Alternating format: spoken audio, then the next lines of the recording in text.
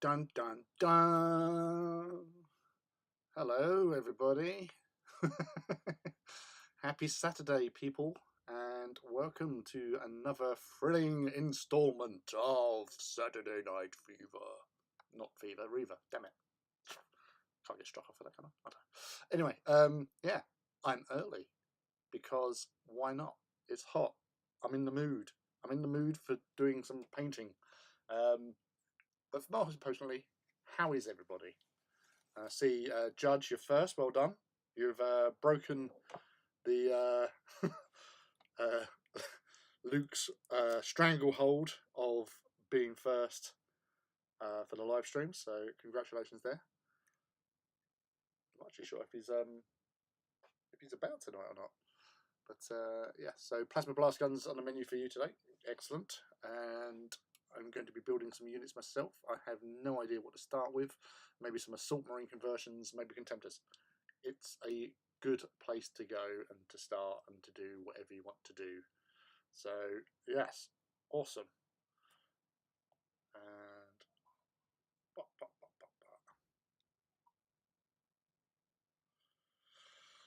And so I've got 10 tacticals which I have hurriedly got through building, assembling and everything today, which is the important thing for any Saturday night. Just got to give it a rough lick of a lead belcher in certain places to make the bits that where the spray didn't quite get. And let's whiz through these before I can actually whip out the airbrush to go for the next stage, because obviously these are going to get some contrast over them and bring them into my first of the new bootcut beakies for my 20th Legion project. So as I said, just getting old brush, just whipping through, touching up the bits that I've missed. Hey Cyprian, how are you, dude? Welcome. I'm playing against some Ultra Sword. Oh, nice. Yes, Ultramarines. I do love the Ultramarines. For many years, I would identify myself as being of the 13th Legion, or the Ultramarines chapter back in the early days of the hobby. And that was purely down to the artwork for the cheap boxed game called Ultramarine. And it's where they're bursting through a breach with beaky armour on, one of them with the sort of shark mouth look design on the beak. Kind of makes you wonder if that's where the origins of the space sharks come from. Just saying, just putting it out there. So yeah, I was trying to get these finished because, as some of you who know from Wednesday night stream, I basically built 5 of the Mark 6 that night in between chatting and stuff. But because of school holidays now, I am my days off are looking after my kids. So my hobby time during the days are really limited because I'm not here. So yeah, it's only going to be evenings for the foreseeable until they go back to college and school respectively. And I think obviously with the last week where it has been quite hot as well, that did zap a little bit of my intensity with hobby, which isn't a bad thing. If I just rush through everything, then I wouldn't have anything to do, and then I'd get bored. So Not too bad myself. Got 2K list sorted almost. All the box contents plus 3 rhinos, a saber, and 10 suzerains. Nice. Yeah, the sabers do look rather funky. And Rob, who's normally on here, done a few for his Heresy project, and they did look rather cool. Which is always nice to see. Whether or not I go down that route, I don't know. I'm more interested in the Sicarans, the plastic Sicaran. When that comes out, I can see myself more with them than sabers, but I don't know. I haven't really, to be fair, I wasn't really attracted to the model as such initially, but when you see it painted as well as Rob painted it, it does sort of change your mind a little bit. So there's that at least. Hey MZ, hello, how are you? Hope you're well. Let's I keep on doing that when I'm not painting on the blue. I'm not looking at what I'm doing. I am looking at what I'm doing, but I'm not doing it in a place where people can obviously see what the hell I'm doing, and that's half the fun of coming here. It's not only just to hear me just waffle on, but see what a mess I can make. I do like making a mess. Yeah, so I'm going to say this is just to help with the coverage of the metallic. So it's a sort of a wet dry brush that I'm doing here.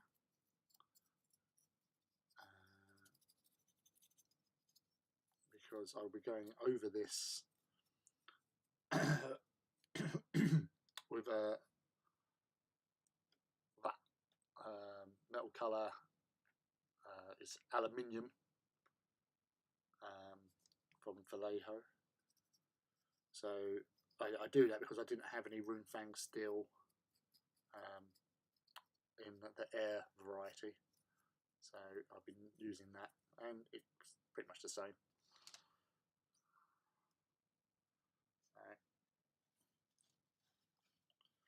Gosh, picked one up from a friend. It's such a cute little tank. Running mine with double Volkite. Everyone's loving the Volkite. A friend of mine who's just got his second Kratos or Kratos. His first one he done all Volkite, and his second one he's doing all Volkite. So yeah, I mean, there's a lot of shots. Yeah, I'll give it that, but I don't know. On my Kratos, yeah, the culverins on the side sponsons definitely, because you need that sort of. I like to cover all eventualities. So obviously you've got me Kratos battle cannon, or I can swap it out for the melter, but I'm okay getting there. All right, well that's good. That's the main thing. It's getting through anything is always tricky, but things always do get better if you're ever having a hard time of things. So I hope it improves for you. Yes, morning all from Rob. I've just been talking about you, and you turn up. And hello Ivy, welcome. So that's I've gone with the chain blades. Rob has been a big reason behind it because he keeps on going on about them. So I just went, fuck it. I'll just stick chain blades on them all. Because why not? Actually, I'm just going to give them a quick lick of paint as well. Because there's a few bits where I missed off there. But how are you two? What are we up to tonight?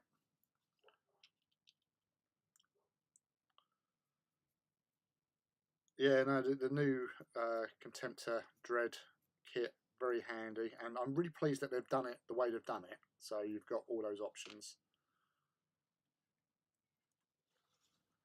definitely, obviously, I've got the magnets now for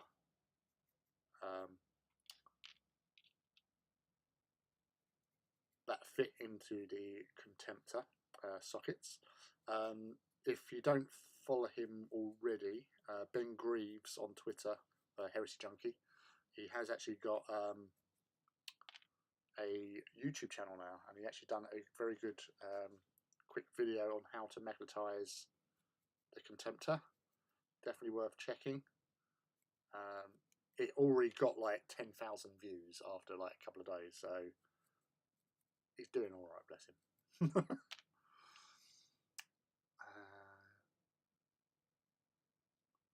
Chainblade re-rolls failed wood drops. Nice. Okay, yeah, I like that. Well worth it. Chainblade's got pretty nice shredding and +1 strength is good. Yes. I'm eating a big Belgian. Oh, big Belgian waffle.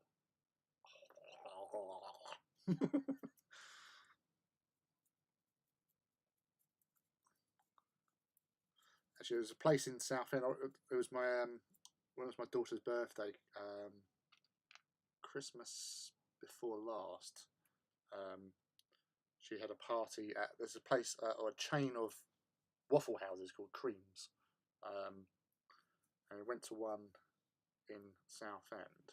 It was for my first time being one of these places, and I was like, "Well, I'm not sure what I want," and all that. And then I saw they had waffles in there. I thought, "Oh," but then I saw a waffle that was served with apple pie, and I thought, "Oh," and then you could have custard or gravy. So I went with a custard gravy, ice cream, sorry, gravy of waffles. So I went with the custard option, but then I had a side order of ice cream. So hot and cold really played havoc with my teeth. But yes, it was. I do love a waffle. I do love an apple pie, and I do love custard, and I do like ice cream. So I like to cover all eventualities. Right. I did actually bring some snacks in with me today as well. So to keep me going, I've still got some wine gums tangy. I've got. Get it out. I fancy some fruit and nut, funny enough. So I went with some fruit and nut. And reserve from what the kids got me from Father's Day, some Tangfastics. So I'm covered. And now I've got them in my hand, I'm going to have a Tangfastic because I love them. All good. All good. Oh.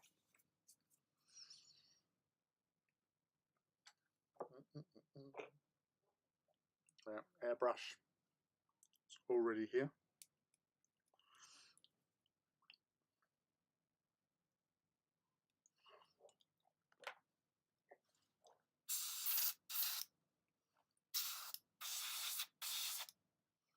Just to make sure.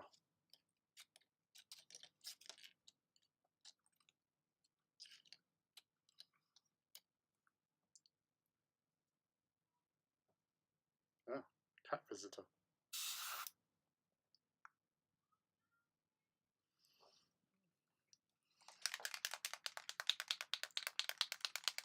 Yeah, he's a Heresy Junkie, yeah. Been gluing all day, 20 Mark 5 TAC Marines, now working on Cataphracti, then tomorrow making 10-man Destroy Squad. And by Tuesday, he'll have an entire army ready. Yeah, I'll be honest, I've never really been a big fan of hobnobs. I don't know why. It's just, I don't know. I can eat them. There's nothing. I wouldn't refuse them, but just not. If I saw a range of big biscuits to choose from, hobnobs would not be my first go-tos. I do like a Jaffa cake. To be honest with you, I do like a Jaffa cake. Right.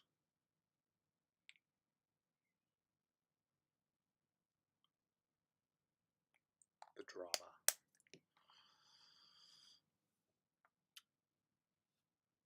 Monday and Tuesday will be painting days.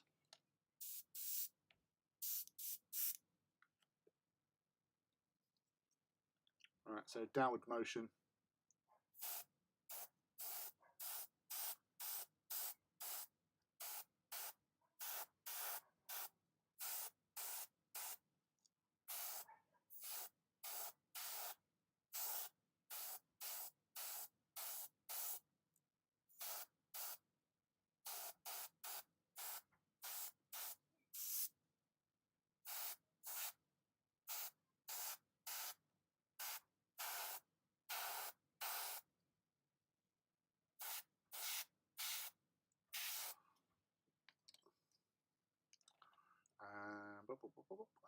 Would be working on stuff, but I moved out of my house on Thursday. Been doing nothing but packing. Oh, you're at uni, aren't you?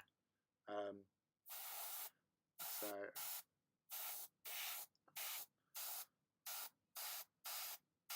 you got get out of Dodge.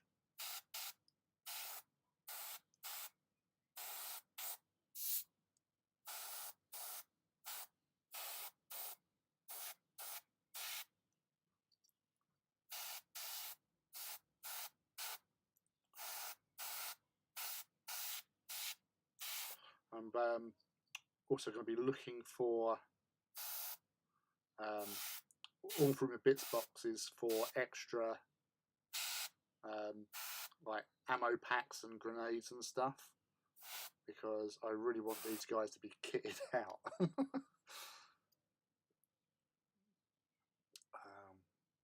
No, I'm using just aluminium on these.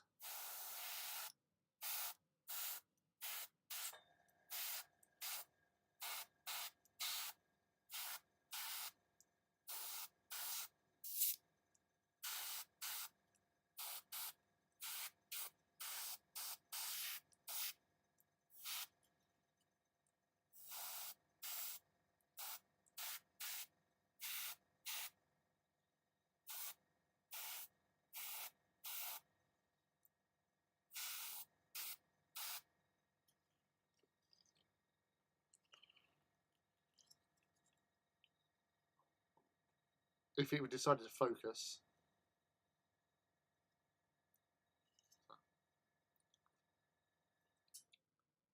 And you can just see it's slightly lighter on that lovely sheen.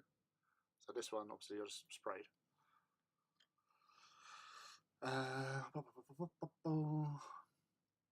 Might work on my Heresy box while I'm there then. There you go, do it. Whoa. So we've got to work in Cambridge for 2 months. I'll be living there over summer.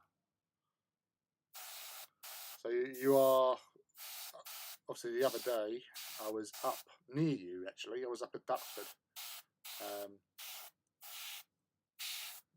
With my lad wanted to go up there for a long time, and I finally got round to doing it.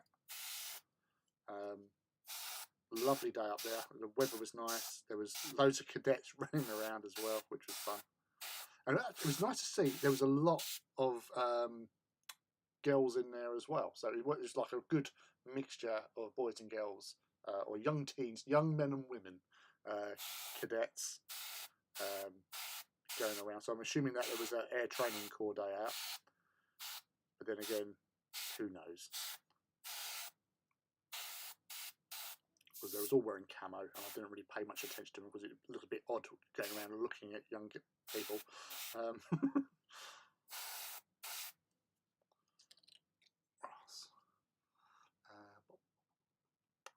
I've been using Game Air Silver for my height. Oh, right. I haven't used Game Air. I don't know. Actually, tell you, have I got Game? No, I've got Model Air. I don't know what's that. No, Model Colour. Sorry, got that. But, no, I've never used Game Air. I've looked at Game Air when I was looking for certain colours, certain shades or hues,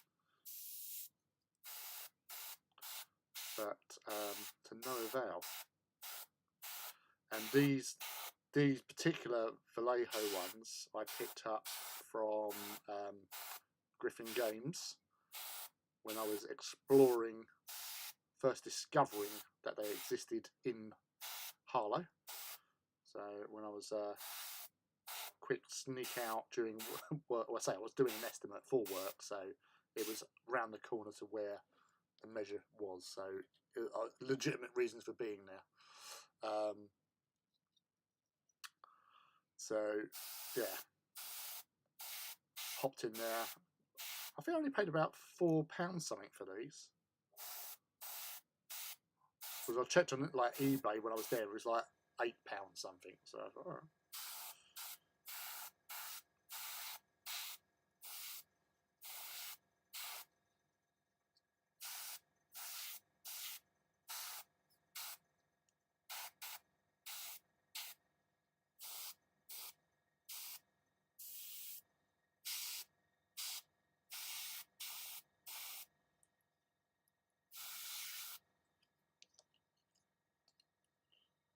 Where's it gone?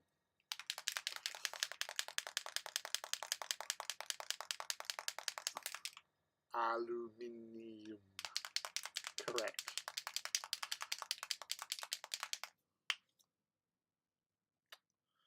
So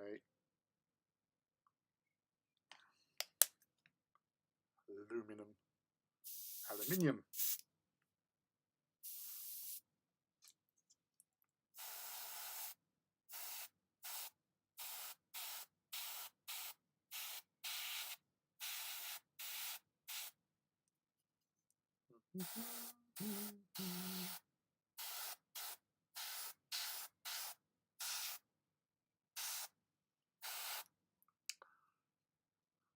Yeah, we know it's aluminum over there. That's why we're correcting you.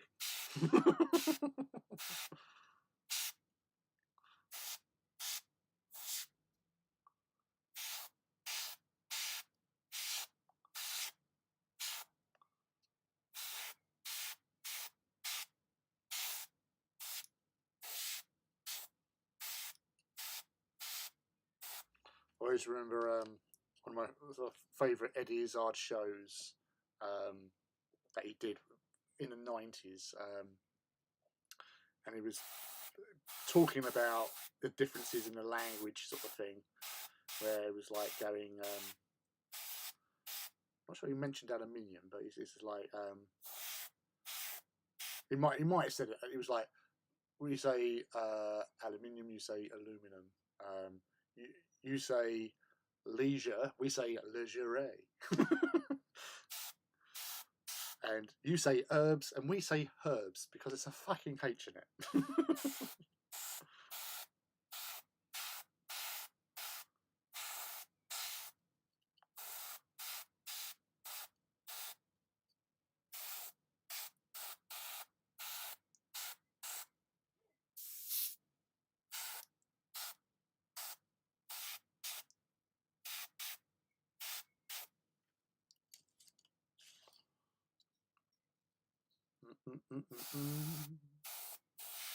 So, how is everybody's weekend going so far? Are you all having good times, fun times? Apart from obviously Cyprian moving, packing, not getting much hobby done. Decided to build Dominion Zephon. Too bloody warm. Supposedly there's a storm going to happen here in Berlin, which would help the air, but just so humid and warm. And it's a friend of mine who's a bit, I think, south from you or southwest from you, Frankfurt. They were saying that it's just been really damn hot, and you know, it's not in a fun way.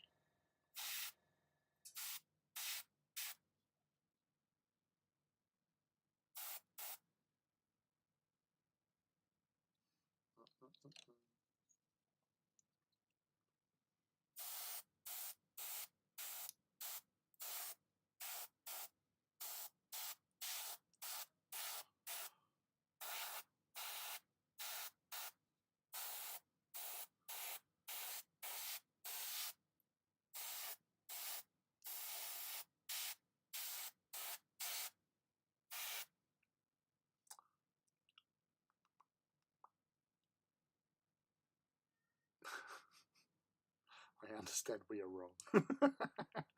Today was awesome. I had my favourite tacos in Brighton, tidied up the whole house, and I've got my Alpha Legion's 6-man squad nearly finished. Excellent. Hot times like you here, sweltering in Eastern US. yeah, it's you know, it's strange because I know like in Europe it's been hotter than it's been over here in the UK.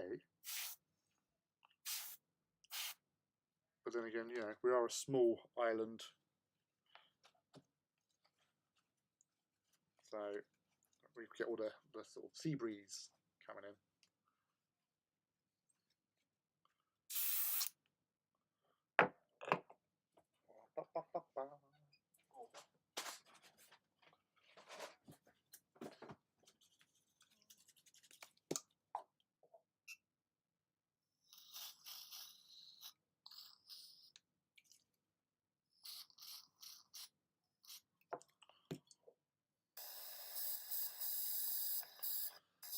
So that's the silver laid down.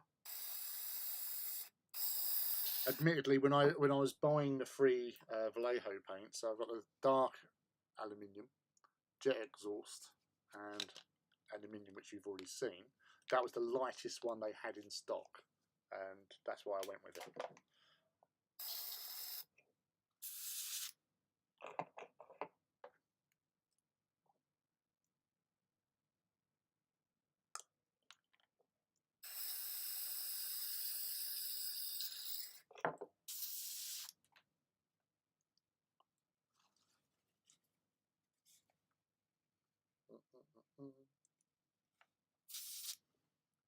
I'll put the thing. Oh, there it is.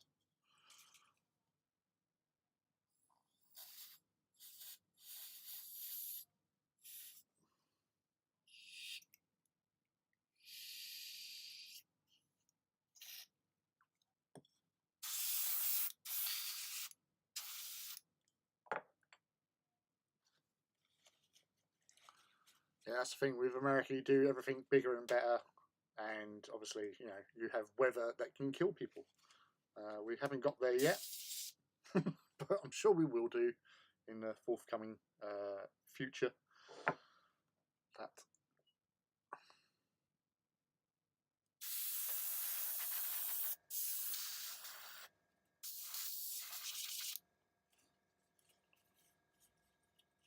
Actually, what I'll do, because I forgot, I just popped a brush with lead belcher into my water, so it's polluted.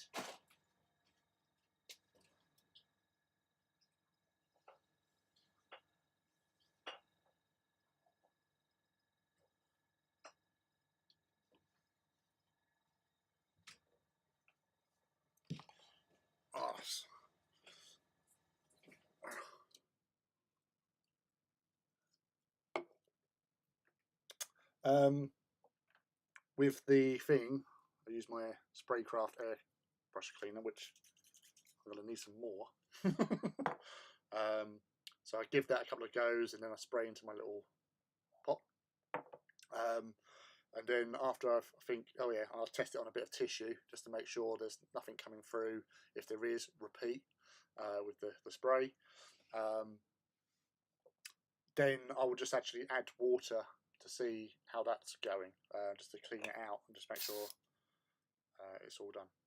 I normally would have some cotton buds as well, or cotton swabs, or whatever you want to call them. So it's just to get in there a little bit more, but actually cleaned up quite easily, he says. Right, what do I need? Yeah, so next, the griff charger. And another Haribo, because I've got the taste.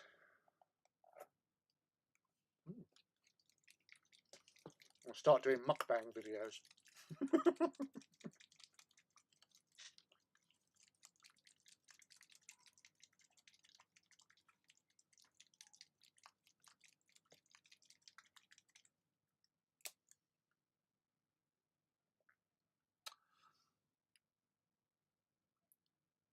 Yeah, it's a big old place. I've seen it out the window of my plane that I was on in the distance as we was flying near the coast, because there was a storm in the Atlantic coming up from the Gulf of Mexico, because we was over, went to Cancun and then was flying back up that way.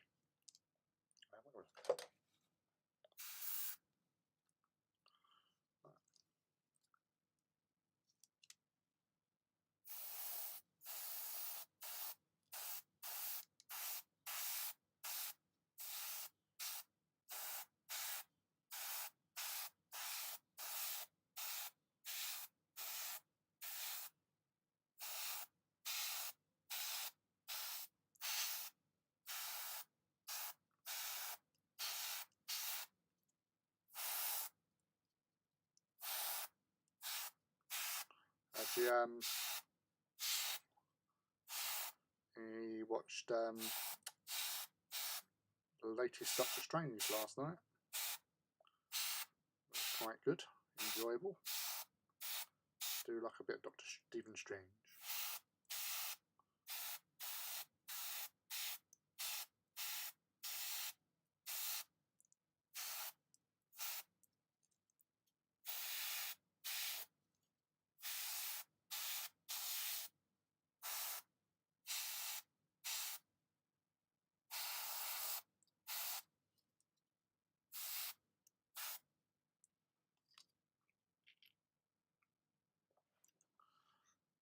Yeah, Nikado Avocado, yeah. Is there anyone who's a big user of pigment powders? I've been messing around with them and had a great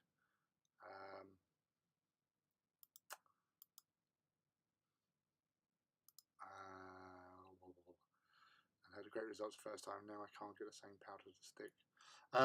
Is this for on the weathering side of things, Ivy? Because the thing I find, like, yeah, if you're going in dry, they look really dusty and really effective. But when you are doing, what do you call them? Using the setting solution for them, it sort of just loses it a bit. I'll just do these quick while I'm here.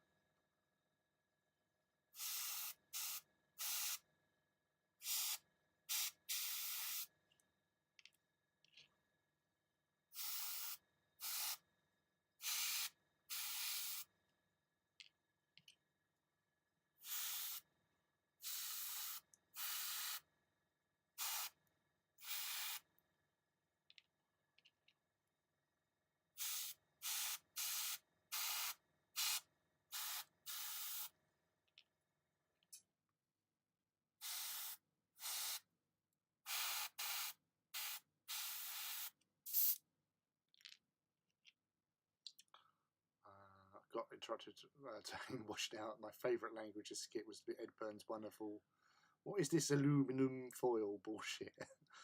Everyone knows it's pronounced tin.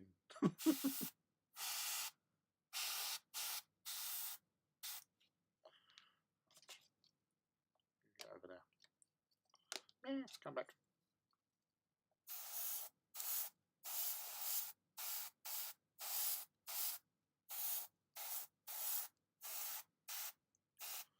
So this one I sort of accidentally put the gun in place. So I got just too carried away with like, ooh, it's got a gun. Put the gun on. And then I realised afterwards, oh no, I shouldn't have done that. I wouldn't have minded as much, but I had already built several Marines without having the guns. And I put the glue onto the actual nubs. So I thought, oh, fuck it. Just do it, Lee. Just do it.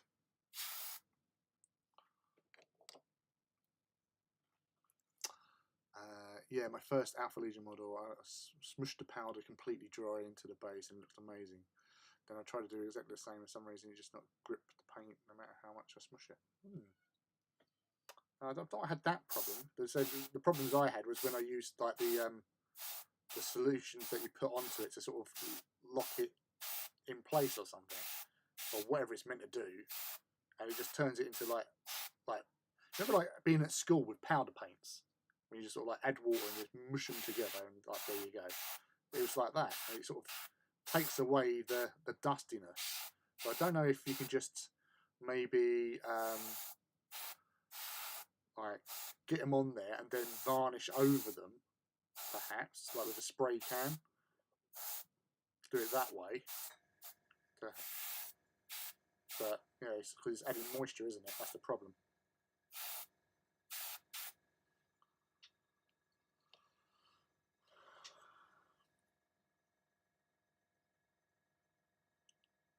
Yeah, that's it. It's a bit like it takes the effect away. So, what was you using to apply it on there? Was it like one of the Tamiya sort of ones with little brushes, like makeup brush?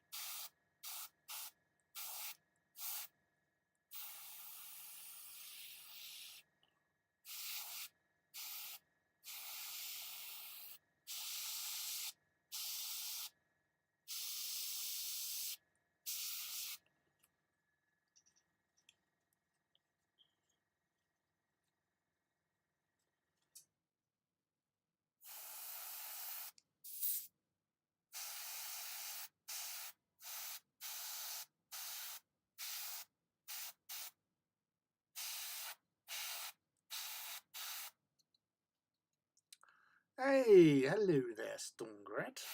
See you sneaking in there. Welcome. Just, what are you up to this weekend? Are you hobbying at the moment, or are you just chilling, waiting to do something exciting online? Let us know what you're up to, dude. Just don't mind me, just airbrushing some word bearers here.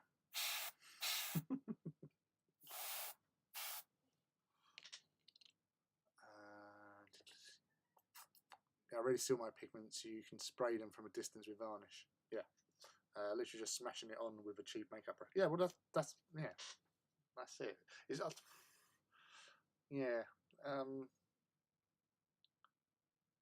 Yeah. Is it like a particular one, like brand that you're using? Because I've only really I've used Humbro ones on but with that I just used like a brush and just went at it. With the Tamiya ones, you get the little makeup brush thing with the sponge applicator as well as the brush itself on the other end. It's a double-ended affair.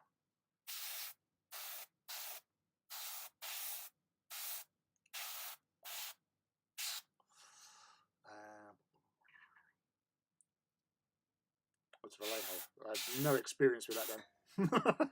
But they're all the same sort of thing, you know, like mulched up chalk, really. That's what a lot of people make their own out of just chalk. Just grind it up. Nothing much this weekend. Went to prime my World Eaters and realised it's practically out there, so I just put a hold until I hit up my local game store on Tuesday and I'll grab some refills. Yeah, that's the thing. That always puts a real dampener on your little plans. I've been in that situation many a time myself. Just go, yeah, I'm going to do that. And then you find that you can't because no supplies. I'd like with Tamiya TS80 flat clear. I don't know why it's not going on the same as before. If you're doing the same sort of process with it, you know, theoretically it should go on. So unless it's gotten damp in there or something, that's the only thing I can think of. Or if the thing that you're using is got a bit of moisture in it, but that's the only time you're going to have any problems with. But it's just powders that you're just plapping over. Hey Adam, good to see you again, buddy. How are you, and what are you up to this evening?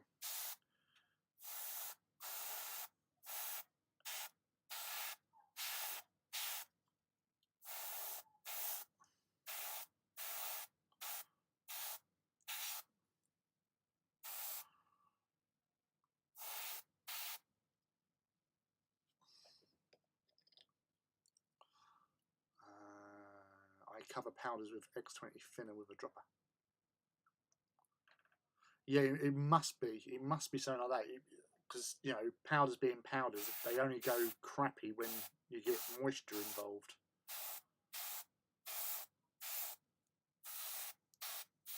Because a lot of my sort of like earlier Titans, like my early Ignatums, especially my Solaria, I used weathering powders on. And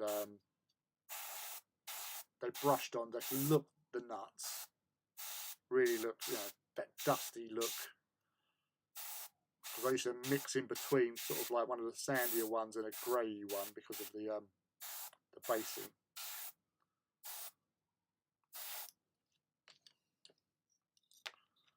Right, probably gonna need a little smudge more of.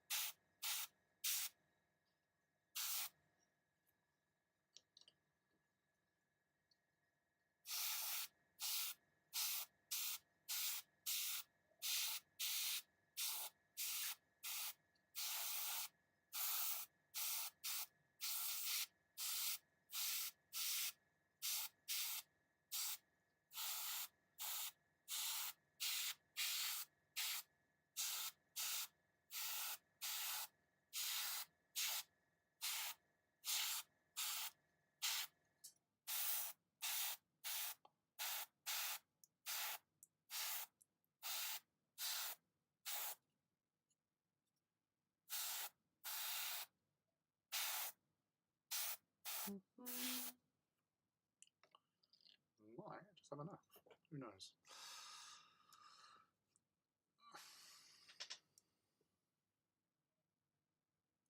It turns the powder into paint and then makes it stick and dries out. Yeah, I assembled a Spartan in the meantime, debating if I want to do Tactical Marines, holding out a little, see if we get the Spoiler Squad upgrades. Yeah, that's the thing. It's I was thinking about a similar thing the other day, all about, well, it's more in reference to like all the shoulder pads and like Legion specific heads and stuff.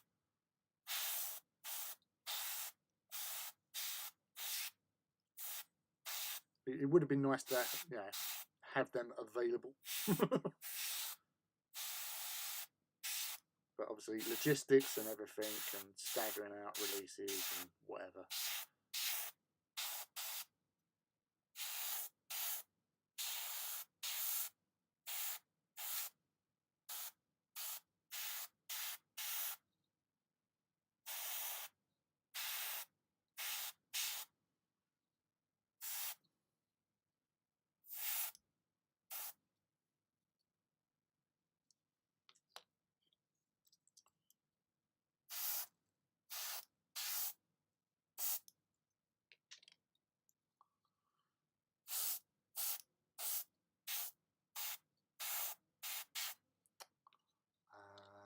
That's what I use, Weathering Master Powder.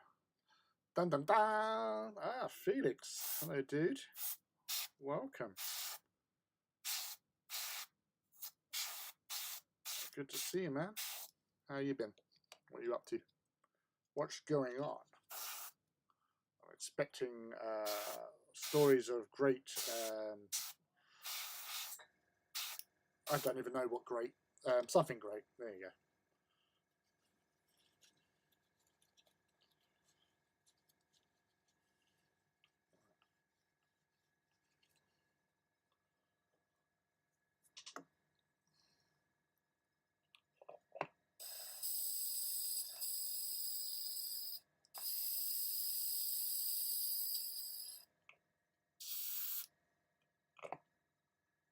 Spray.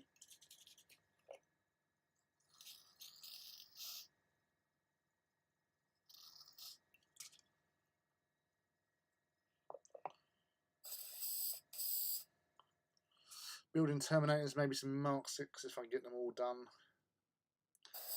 Yeah, got that to look forward to. Although with Cataphracti, yeah, I'm easily used to building them because I've done a load of Cataphracti back when I was doing my Iron Warriors. Because I literally just had squads upon squads of Cataphracti Terminators and Land Raiders for them to ride in. That was the plan, that's what happened, and that's what I did. And then I traded them with my mate for Thousand Sun.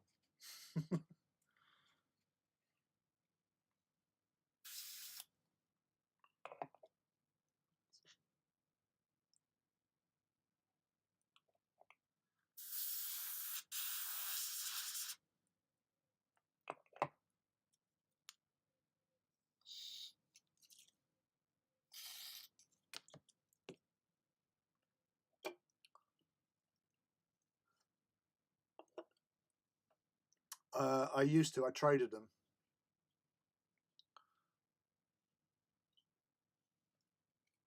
But with my Iron Warriors, I literally done like 4,000 points in like a week because they're so easy to paint. I know they've got hazard stripes, but they're really easy to paint. It was obviously my go-to Halford's Grey Primer. Then I actually sprayed them with Mornfang brown, and then I dry brushed them with Lead Belcher, and then I picked out the trim with Retributor Gold, painted the yellow with Avalon Sunset, where I was going to put the stripes, and then I just went over it all with Agrax, and that was it. That's all. And do a little bit of dry brush afterwards with a bit of I think Iron Breaker. I can't remember. I might have even just done Lead Belcher, to be honest, because obviously you're going over a darkened Lead Belcher surface. So normal Lead Belcher would be lighter, catches the edges and chips or whatever, and then just used. Back then, I used Abaddon Black for the stripes. Nowadays, I would use Corax Black myself because that's my go-to black. But yeah, I could do a squad of them in no time at all. I used that same method with Perturabo and done him in an hour because it's just piss easy. It was like, you know, hair dryer it, warm it, get the paint dry, and straight over. It is just so easy to paint Iron Warriors. So that's why I you know, when people saying, "Oh, I've got to paint loads of Iron Warriors," I'm like, that's the easiest thing to do. It's so easy. I'm going on to the Wine Gums Tangy now, just to be different.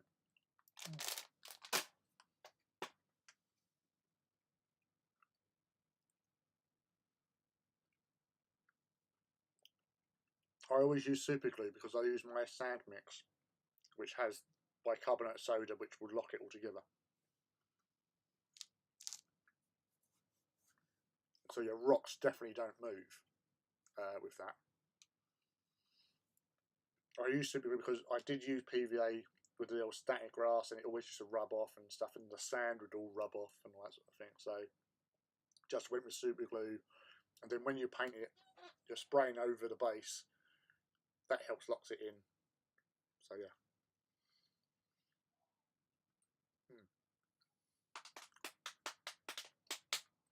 Yeah, baby. Right, going into the second beer. What time is it? It's only quarter to 9.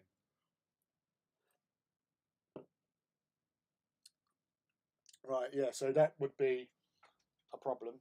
So what you need to do is go into a screw fix where they sell this sort of stuff, because this would be retail probably around about £2 for about 50ml, I think, or 20ml. Was it?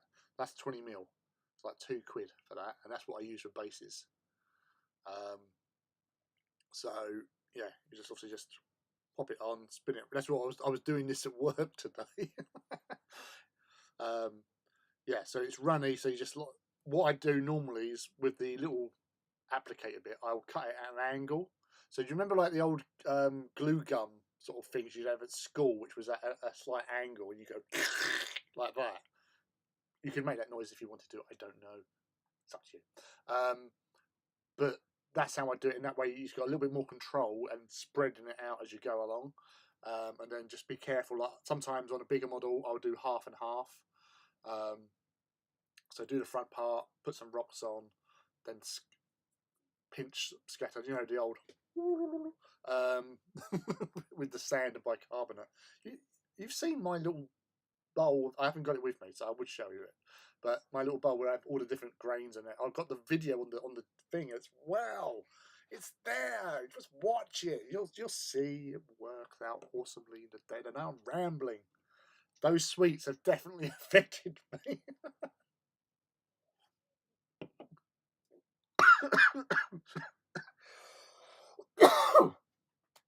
Calm the fuck down. Sorry. Ooh. What am I doing here? Right, so they're drying. That's fine. They're guns. They're there. What I'm going to do, I'm not going to paint these separately. I'm going to wait until I've done the armour bits on here. Then I'll attach them and then do the little bits and pieces.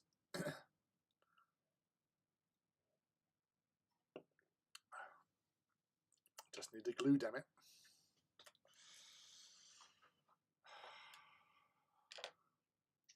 You might need to put that to one side for a little bit until you get your glue. Can't be going without your glue. You need it. What was that? Just found a wire. What do I do? Yes, excellent. Right. Just wanted to make sure I had a charger cable. Right, so that's that. Now that's a Griff charger. Put that out of the way. Really, Archelian green, which is blue.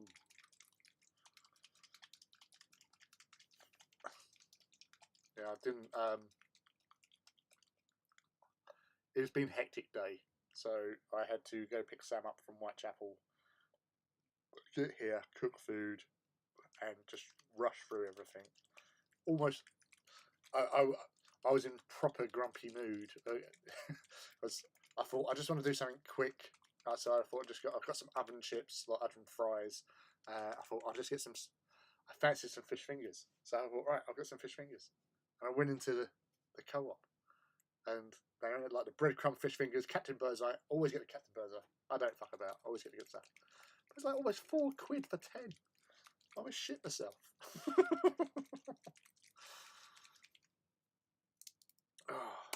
You know how I like value for money. It's like that's like 40p per fish finger, and I was only going to have half.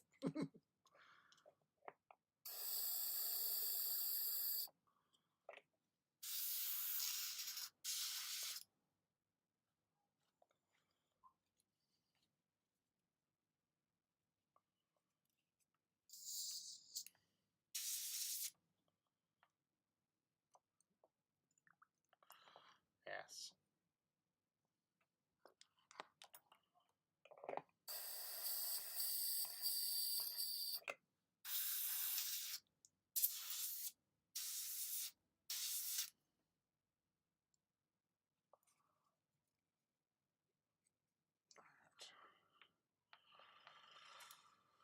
Right, okay. Back to Archelian. Now, with Archelian, so far, I have found with all my spraying of contrasts that you use more Griff Charger than the Archelian. Archelian is a lot stronger. Paint or contrast. So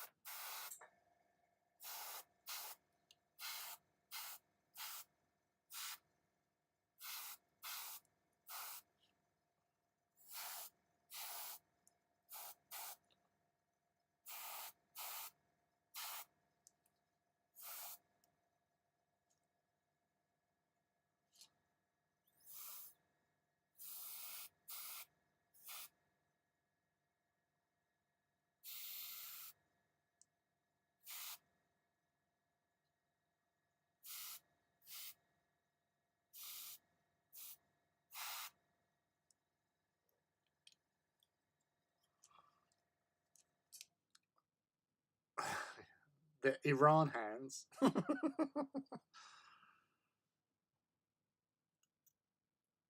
Yeah, as I've told you, this is just so much easier to work with.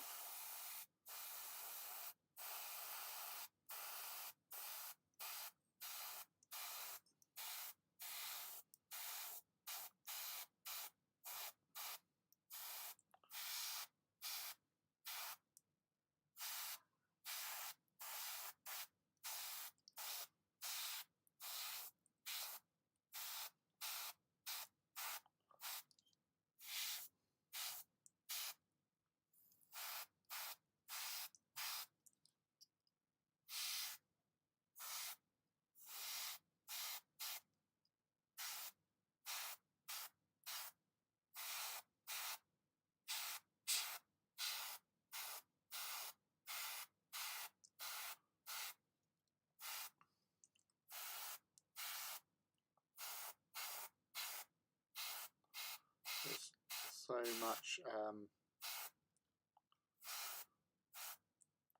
I know you were saying the other day that how much of that paint you was using to get that effect.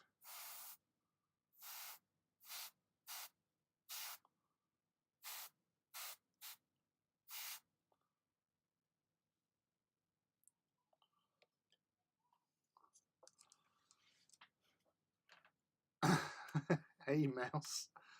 Lurking kitten demands pets. No, no, you give that kitten some pets. And hey, Mellowshade, hello.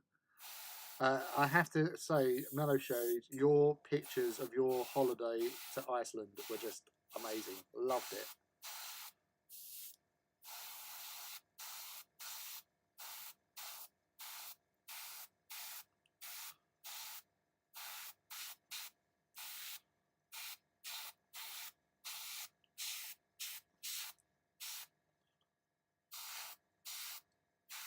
I was quite envious of your sort of little day trips to like the waterfalls and stuff like that. It was just like, ah! Kind of wish that I was there. One day, one day.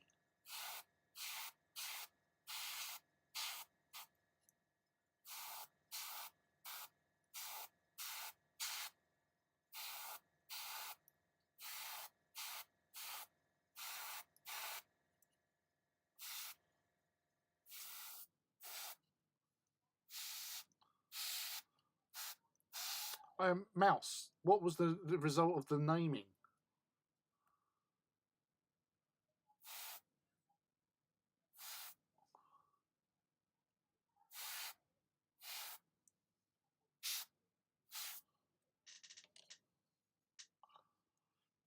Still listening, but going to be elbow deep in pigment powder for a bit.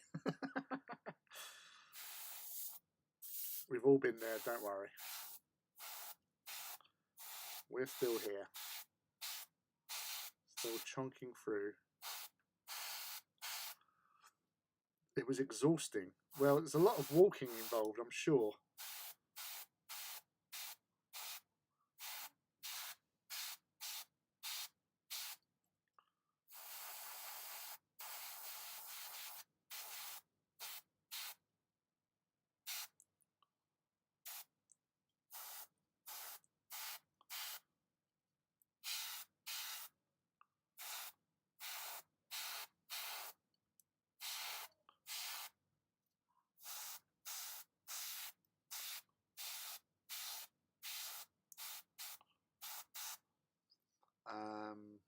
The Tamiya Green Blue is only really good for vehicles. Smaller models are too tiny for it to work. These are word bearers. Absolutely word bearers. Honest Governor. They've also been known as Iran hands. Felix.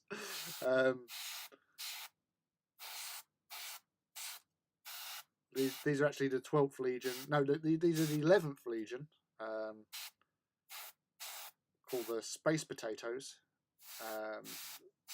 They were really involved in a lot of shenanigans back in the early Great Crusade. And Martin, a Great Potato Mage, is affiliated to the Space Potatoes by name only.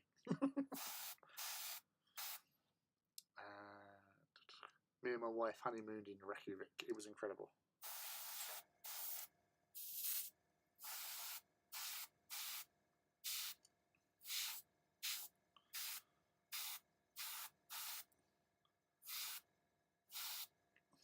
So I would love to go out there primarily for the Northern Lights, but I do like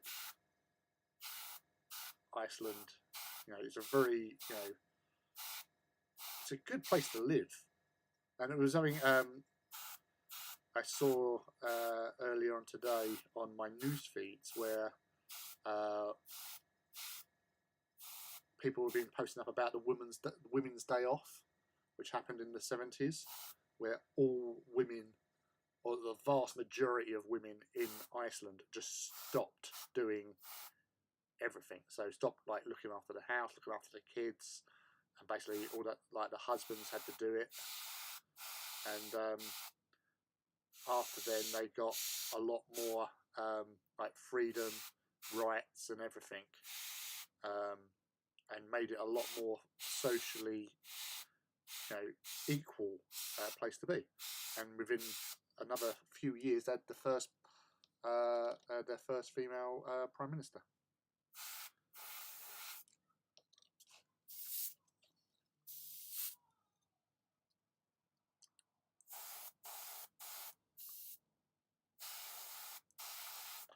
Now, one thing I have noticed is with prolonged airbrushing with the Achelian, it does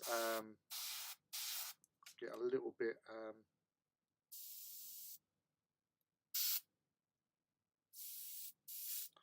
sort of dries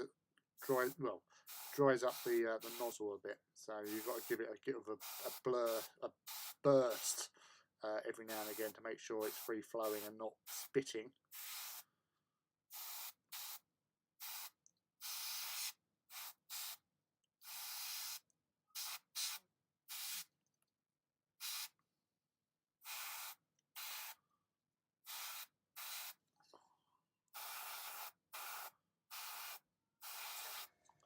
So I was gonna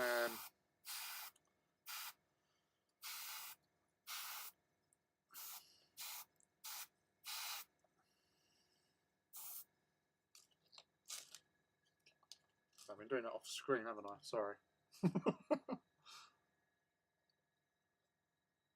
How rude of me.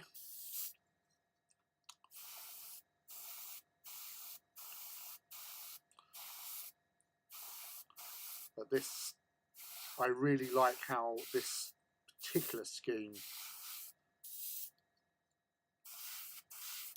has sort of come out, especially when applying it with the airbrush as well.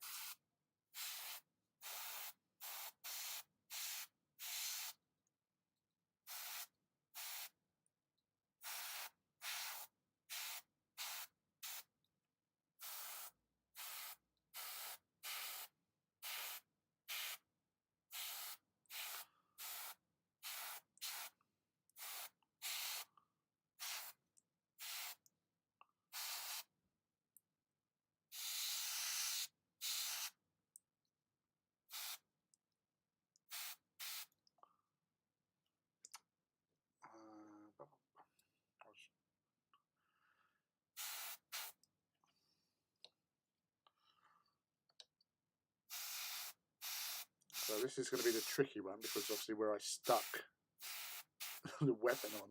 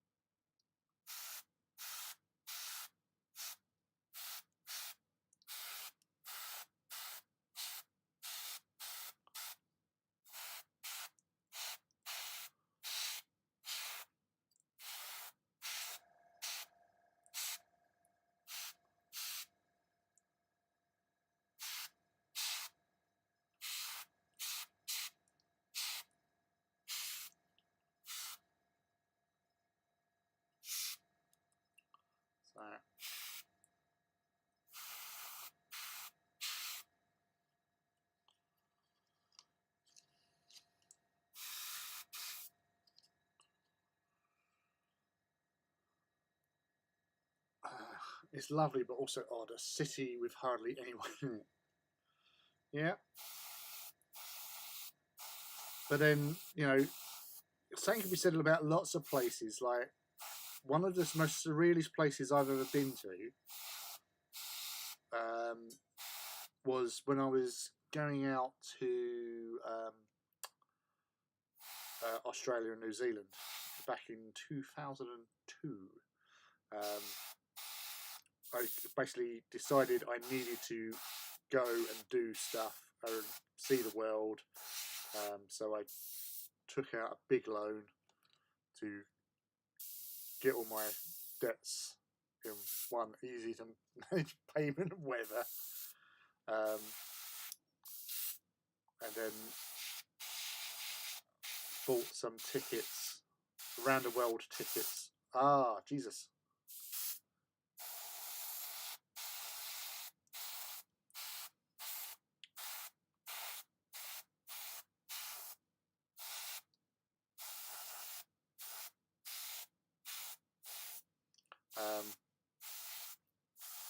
Yeah, so bought some round the world tickets, and first leg was from London to Tokyo, going over Siberia, which I'll be honest, early hours of the morning over Siberia, full moon, it was like a lunar landscape I was looking at. It was magnificent. It probably didn't help that we had some little 4-year-old running up and down the aisles at all hours, because their body clock was completely stuffed and didn't know what time it was, as you're trying to get some sleep. But we stopped at Narita Airport on a 10-hour layover between flights to get to Cairns. And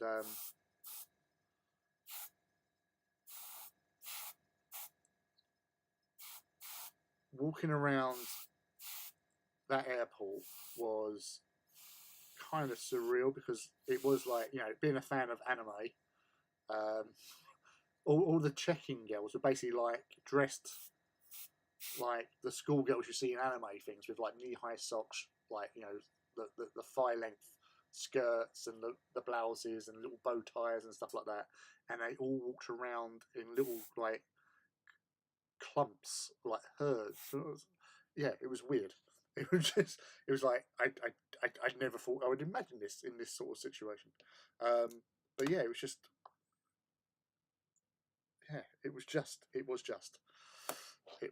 what it was. There's not a lot you can say to it, really.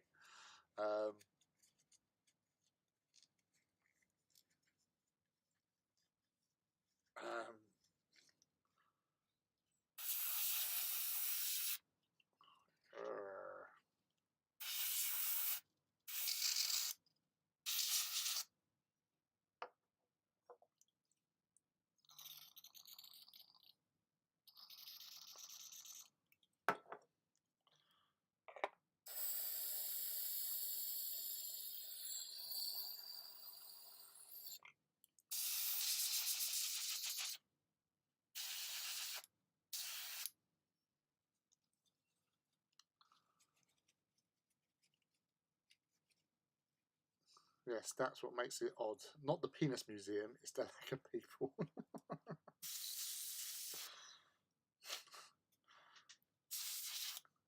Penis museum. Wow, they've.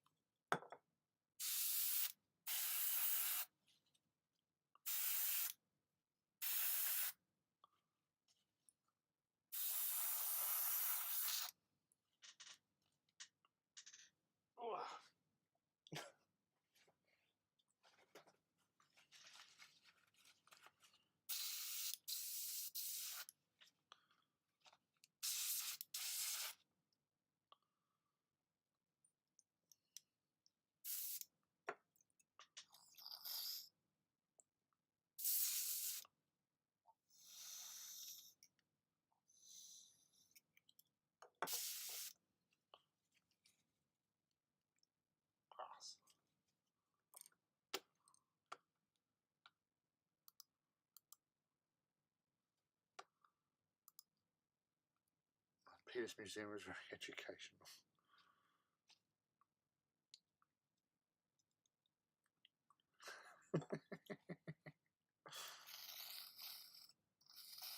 Did you know a penis can do this?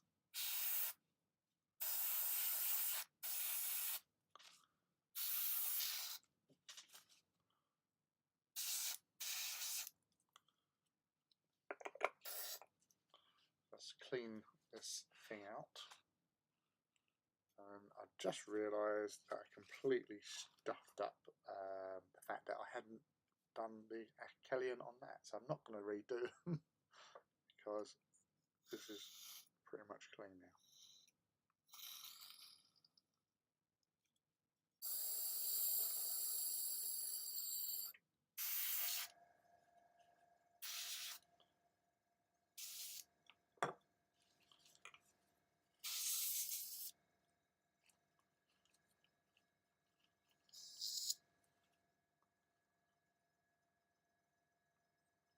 It really was actual legit highlight of the trip. So there you go. It was recommended by 2 members of the chat. If you want to learn about penises, and go to Reykjavik.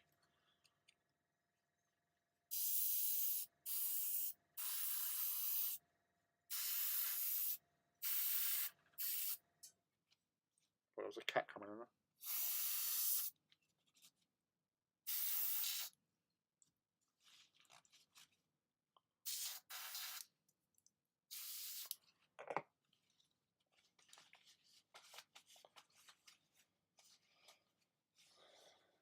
Gosh. Get out of the way. You can get out of the way as well.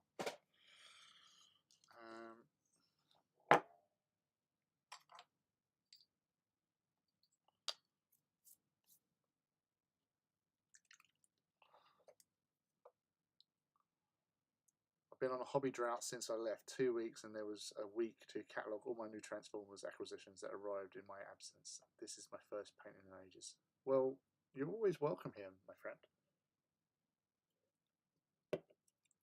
Let's hang out, chill with us lot, get some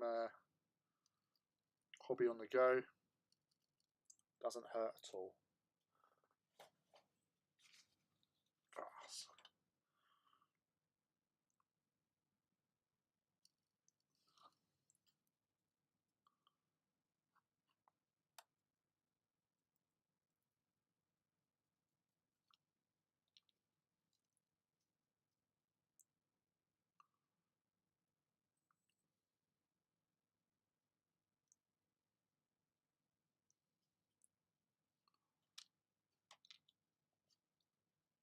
There, definitely needed to wash, water it down, because otherwise it would have been way too powerful for these little handies. Blue boys. Oh, they're not blue. They're teal-ish, kind of. Oh, thank God for that. That one, my airbrush exploded all over his ass. I was getting a bit worried there. I thought, oh, his buttocks are going to be the wrong shade. But luckily, it chilled out.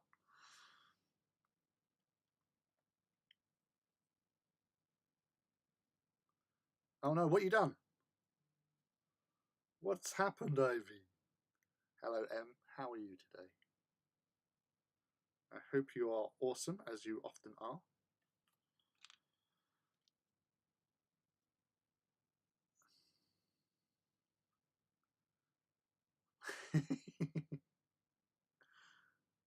It's lovely to have you here. Just chilling. I was just basically, these were just lead belcher, and then I've done some silver paint, and then I've done 2 lots of contrast for the airbrush, and that's been the first hour and 15 minutes. I've also been eating sweets as well, which a new part of the Saturday night hobby hangout is mukbang, And we did notice, well, I noticed that I was a little bit hyper about 10-15 minutes ago through the sugar rush. The Tangfastics and the I think it must have mixing my sweets, because I had wine gum tangies and Tangfastics, and yeah, I went a little bit OTT.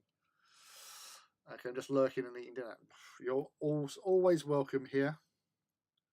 Don't need an invite. Turn up as you wish. You can go whenever you want. You're a busy woman. But thank you for joining me anyway.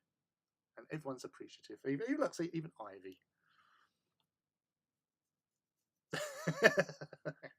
My favourite coward refuses to fight me at 30k. I'm sure M will play you in the future. And I was watching her stream yesterday, where she's back on the Spartan, which is looking super awesome. Oh, it's raining. Oh, excellent. Cool. So that's those freaking hands done. To celebrate, I'm going to have a wine gum tangy. Okay, I'm going to have 2 wine gum tangies, both red. Lovely.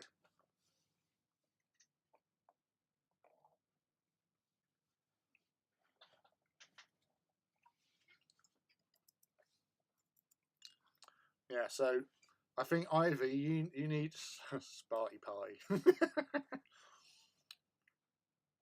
Honky tonky tonky. That's what we need. Some tonks. Get the tonks out, because they just run around blowing shit up.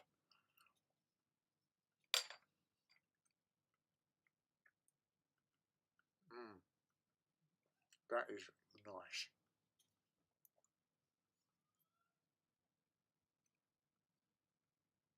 What?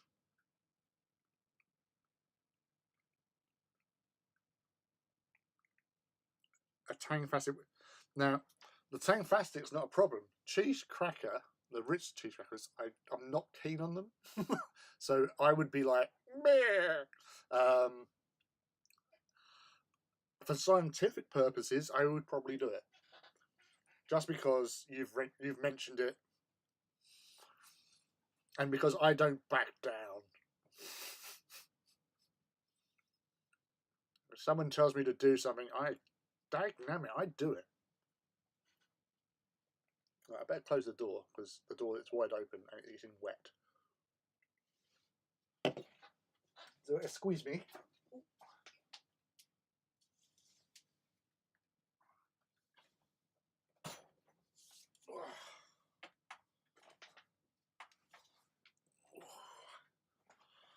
Yes.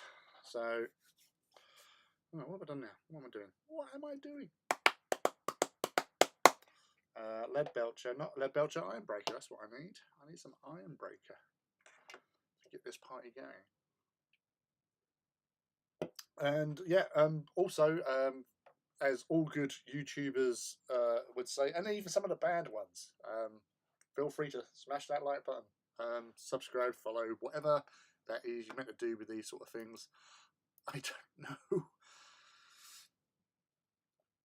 I shit you not, it's absolutely delicious. I think you've been in Germany too long. Weird taste combinations. But as I said, if the opportunity arises and there's a rich cracker there, I shall unleash the Haribo. 400 gram of Haribo onto Ritz crackers. And seeing as I've got this in my hand, you know, it'd be rude not to take out. I'll go for a key and one of these little animal things. It is an animal, isn't it? It's like a crocodile.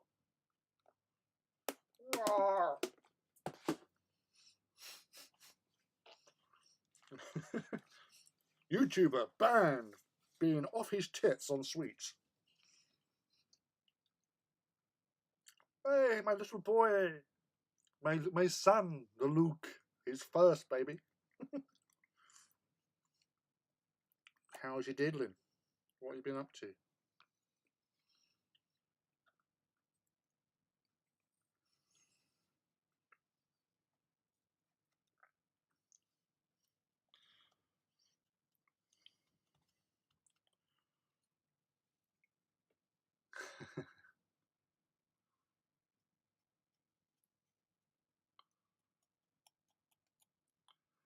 Let's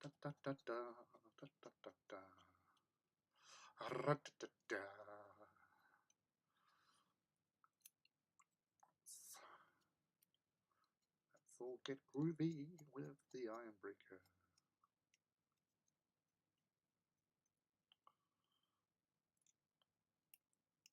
God, that's so spiky.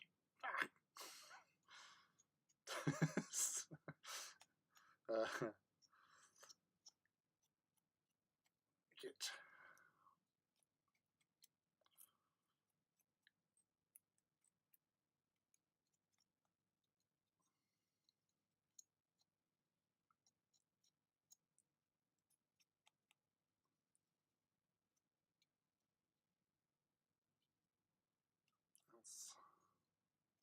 Yes, yes, yes, yes, it's looking so.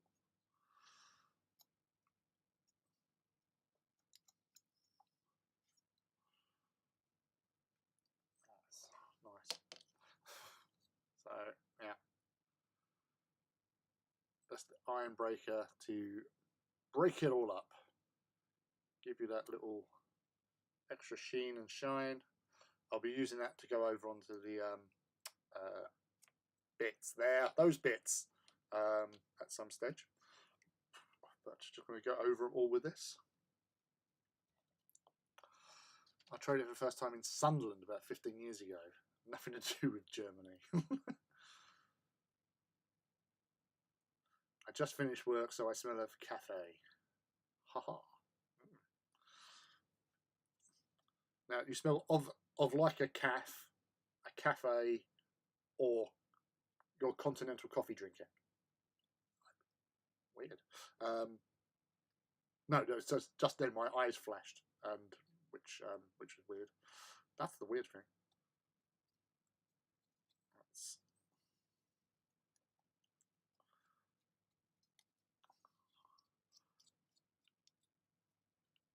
You would have thought after like sort of like so many of these live streams, I think about 55, I think, I don't know, that I would still have an idea of where to position my hands. And this is why I will never make it in TV. Product placement is completely off. Brass. I was actually offered a job once on radio. Obviously, I have the face for radio, because for some reason my workplace managed to get a platter of Subway brought in by the local radio station, and along with that was a guy turning up with said Subway, and then me having to speak on the radio about being so blessed to be given a whole large silver platter of a variety of Subway sandwiches and stuff, and what we actually do in my store. So I did that, and the guy was like, "Well, you should actually work in radio." I'm like, "Wait, serious?" Yeah, definitely. Like, you've got the, you've done everything right. You said it in the right tone and all that sort of stuff. Right? Okay, thank you for the ego boost. And obviously, I never did it.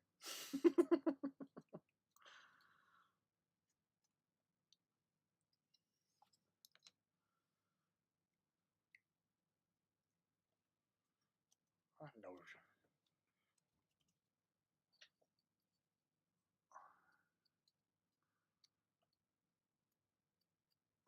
But the sandwiches were nice. I give them that. That was a nice arrangement.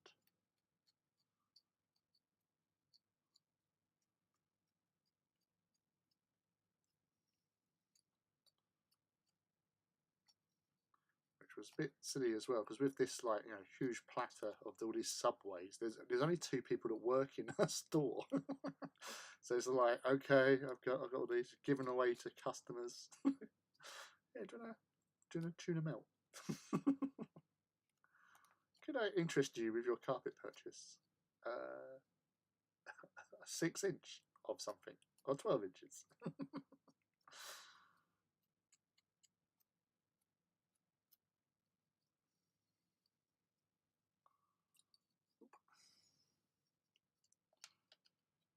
going to be a right nightmare. I've decided, trying to get that in that. Let's get your AT sorted out now. Trying to get all these sort of things taken care of.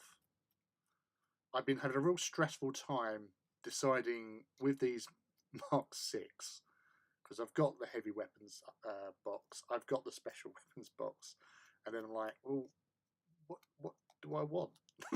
What do I want to do with these bloody things? I've got to have some troops. I've got to have some of something with a bit of like punch and stuff, and I really cannot decide on what I want to, where I'm going to go with it. So I thought I'll just get some troops started. I haven't even done a proper sergeant. I just done these. So these, you know, he's not a sergeant. He's just a dude with a little thing on his head and like other bits on his head. You know, he's like head dude. He will go around and do stuff with his head and go from there. I don't know.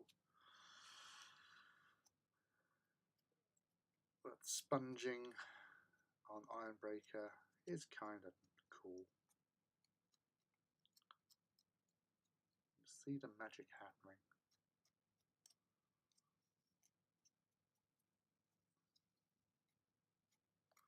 And this is another reason why I like to paint fast and loose. Just hope it turns out okay. Which it does half the time, he says. With big have you got a mole? Whatever it's called, the Acreus or thingy. Oh, I don't know what.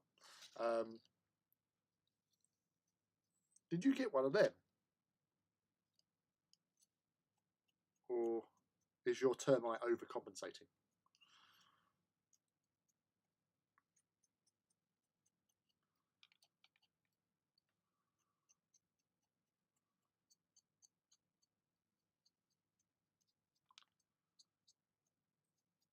Per fist on it. Yeah, that's a thing, Luke. You know, the new contemptor kit, multiple fist options. It's right up your street.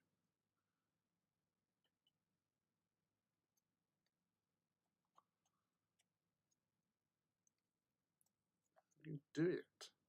I dare you. Oh, yeah. If you just think like Actaeus would be sick with a fist on the front of it. It punches its way through the ground.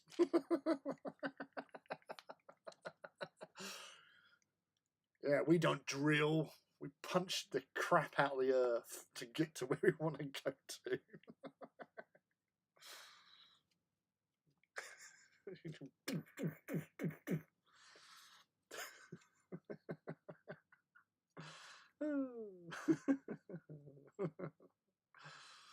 It just makes me giggle.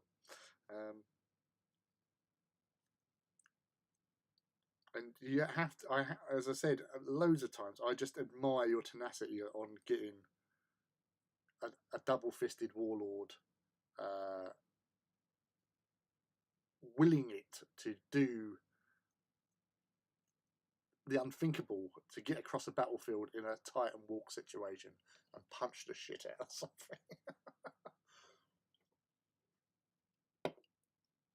Oh dear.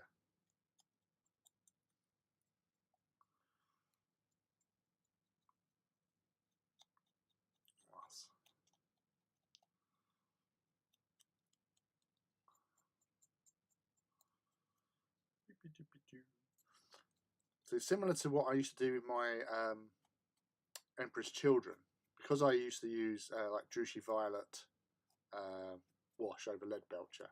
Well, I did used to sort of dry brush beforehand to lighten it up, like I did with this, and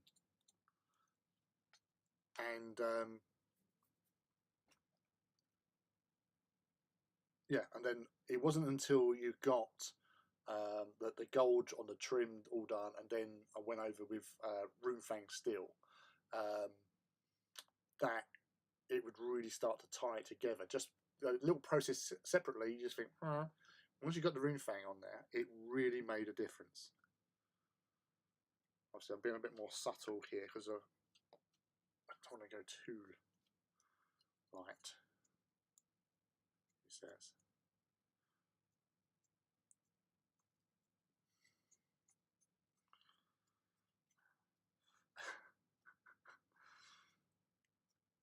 And I've now got bloody Beyonce playing my head. You know, if you want to put a ring on it, you want to put a fist on it. If you want to put a fist on it.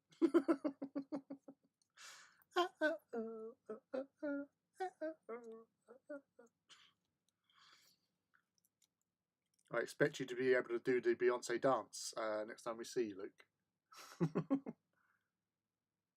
If you want it, gotta put a fist on it.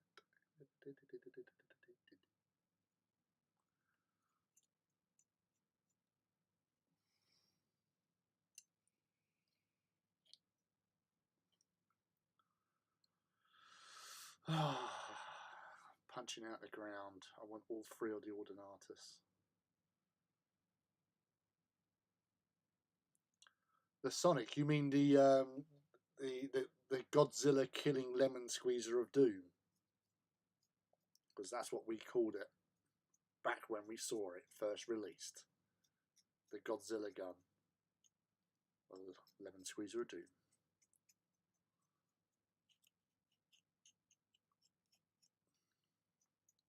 Designed by Stuart Williamson.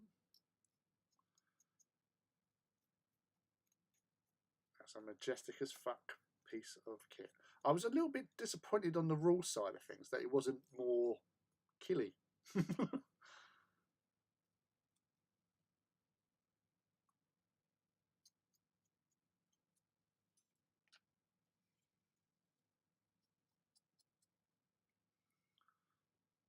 I will put a small speaker in the Warlord and play it, Forge.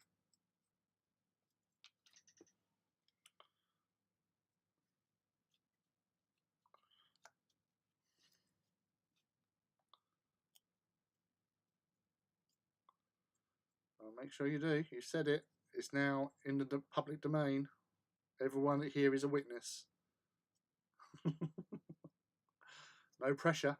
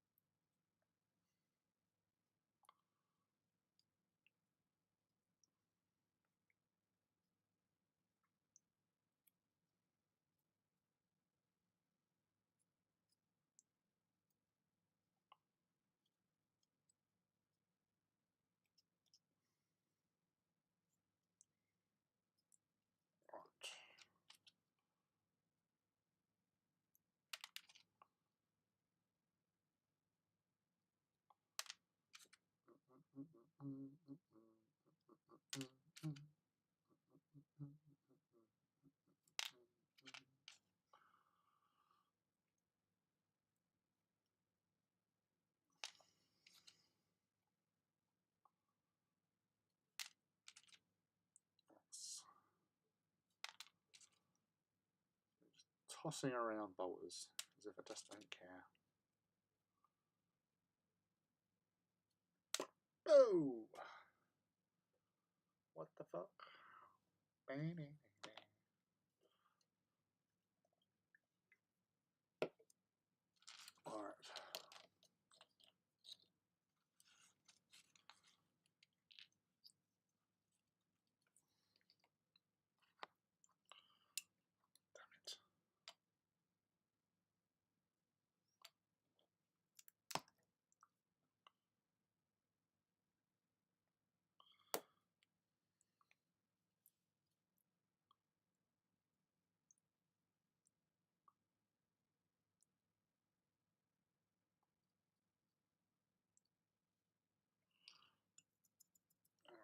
That's that. Bolters.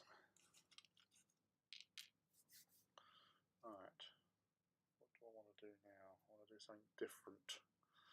Get the Mechanicus out. I'll do the base. Clean that up.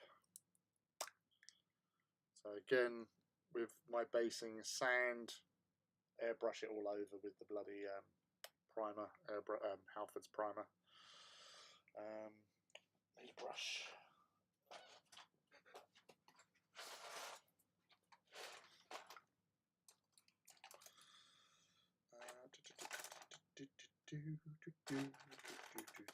That will do.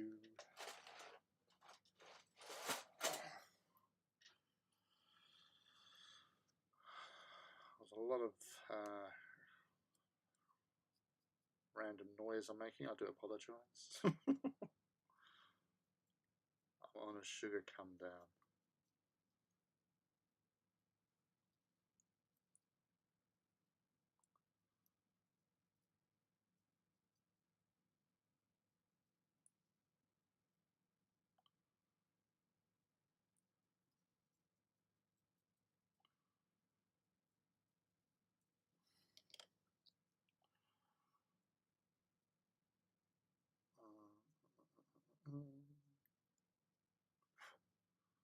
Get off.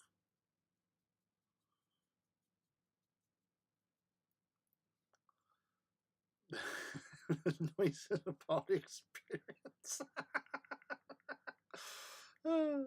That's very kind of you to say.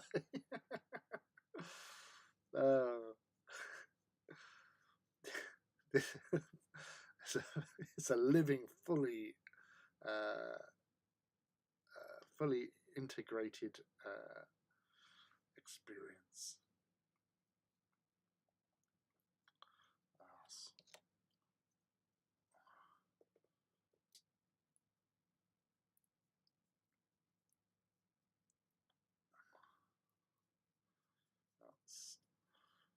Still got those. What was it?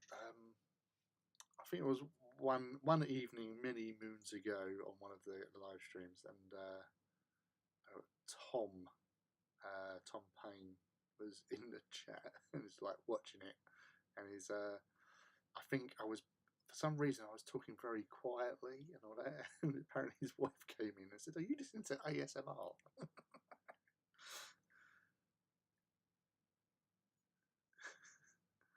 Oh, that's pretty cool.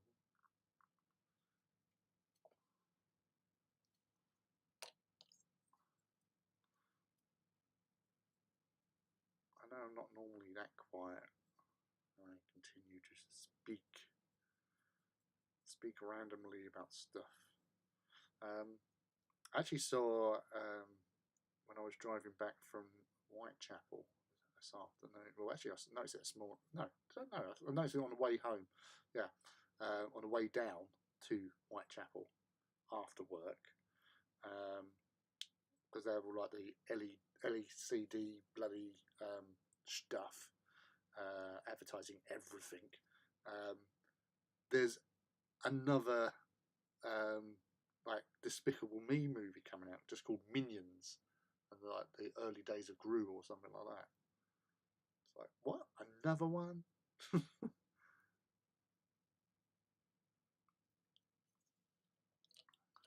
just really pushing them out now. 4D experience of a Saturday Night Reaver. It's the Matrix but with more hair. Why, thank you.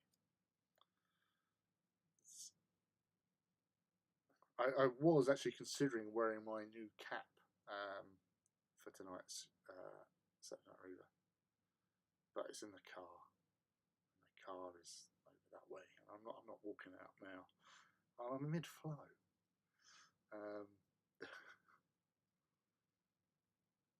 It's a long way to go.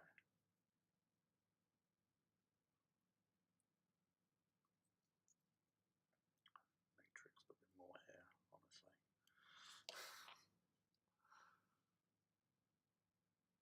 I just have so many mishaps. Yeah, I used to have the same thing with texture paint, and then I started doing texture and then painting over it with normal paint. It's a lot less traumatizing. A lot less traumatic as you should say, I suppose. Ooh. And yes, I have got work tomorrow, as I often work at weekends. But that's tomorrow. Eat crisps, for tonight we die.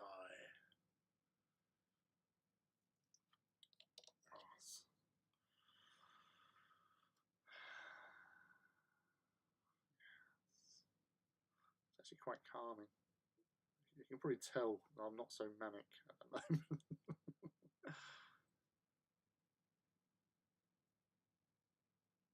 Just guiding through the Mechanicus Standard Grey.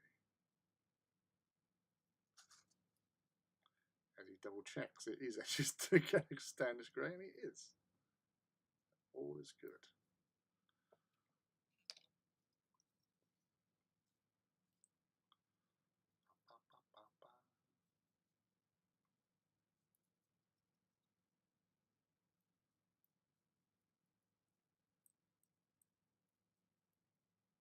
Whoops.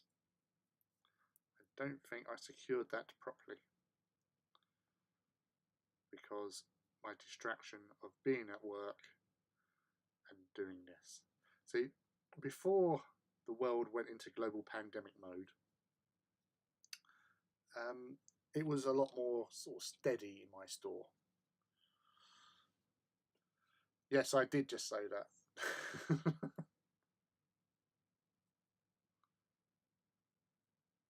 It's a little thing I say every now and again. Not normally on this stream. It's on other people's streams. I actually type it out, you know, because I'm just one of those heckler type people who just do random shit. Anyone could verify that. I just, you know, I just say stuff on her stream.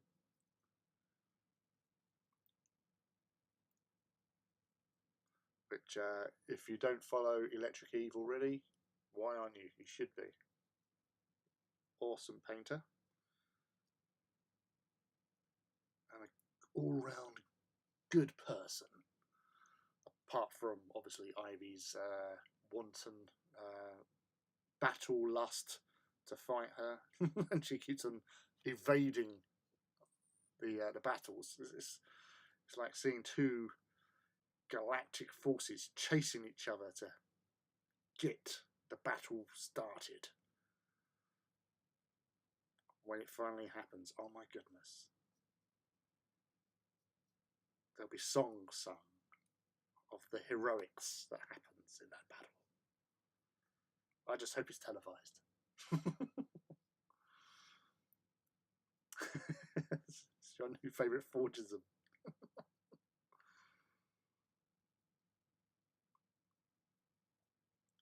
Yeah, I used to, well, I still kind of do, seeing as she started doing it. Lass Hammer, she used to do this Friday night game thing, like playing horror games and stuff, and like jump scares and all that. And I started watching them, and there was one game she used to play called Death by Daylight, or Dead by Daylight, or something.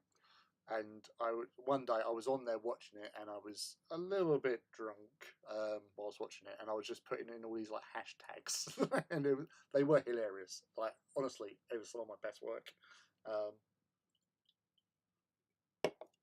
But yeah, that's where I started coming out with the Eat Crisps for Tonight We Die. I'm so glad I've shared it with you guys. Maybe I should do more of these like weird things. They do just run into my head randomly, as you can well imagine, because I'm a fairly random person. All right, that's for all the people that enjoy clapping out there. All right. Oof. Almost shook that with the lid not secure. Yeah, I forgot to bring out my little booby shaker.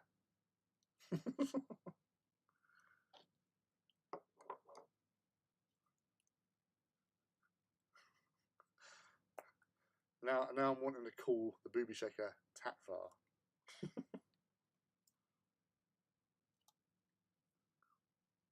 I have a tendency to name things.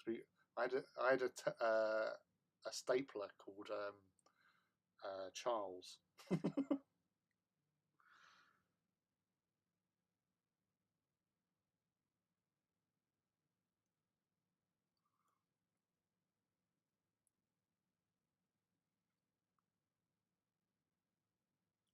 Yes, that is a very bendy brush. Paint round corners. But if you know how to handle your brush, it doesn't matter how bendy it is. It will go where you want it to go, baby.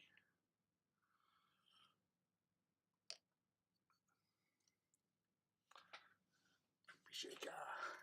Tatva. Hadva. Tatva. Need another singing session, girl.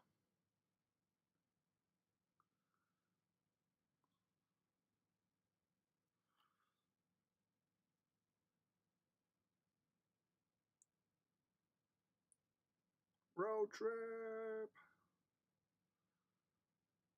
I do wish that petrol would sort itself out and get cheaper.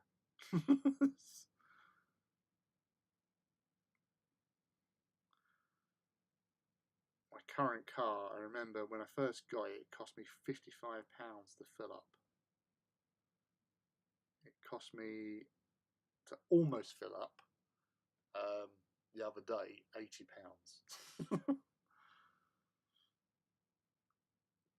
Strategic corner painting, exactly. Go doors and corners as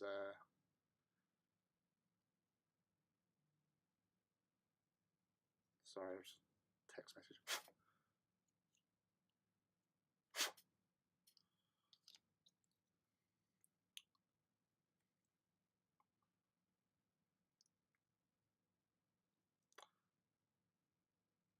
I don't know actually, because I've got. So I know you were planning on going up to Warhammer World for some gaming shenanigans, which I won't be able to attend. Not on the days that you've set out already. Plus, obviously, you've got school holidays now as well. That really hampers my ability to do anything. But I've also got to sort out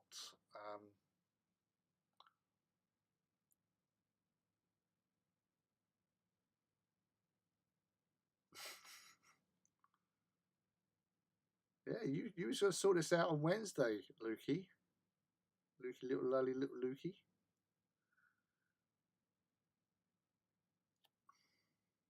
Don't want to be getting big sis mad.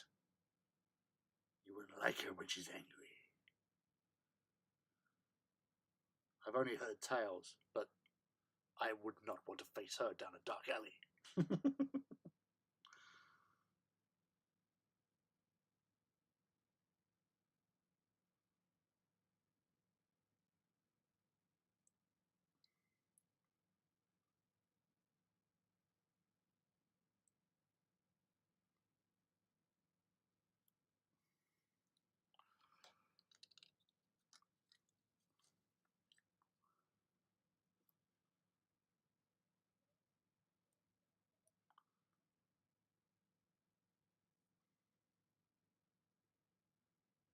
There you go. There's your answer.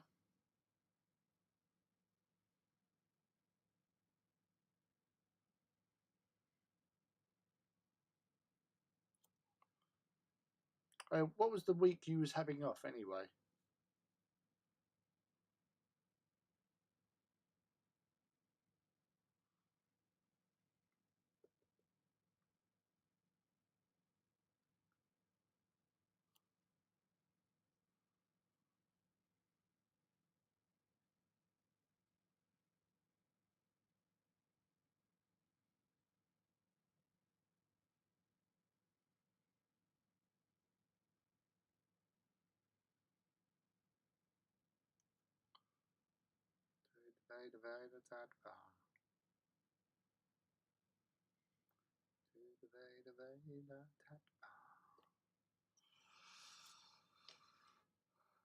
Oh, you're off this week? Oh, well. I don't get confused with the conversation.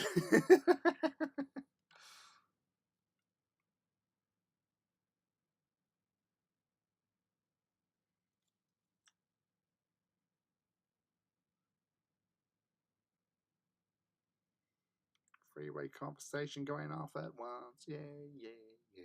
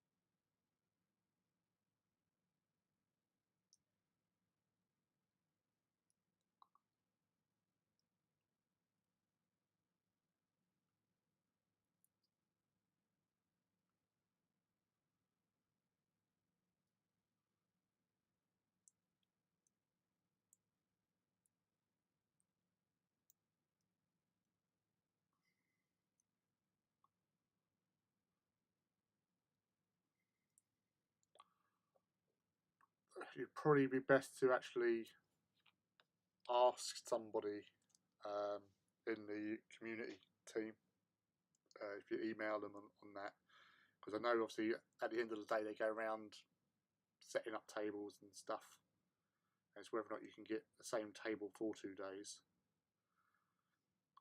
My initial feeling would be no, because they wouldn't want your stuff being there, and if anything accidentally got damaged or went missing,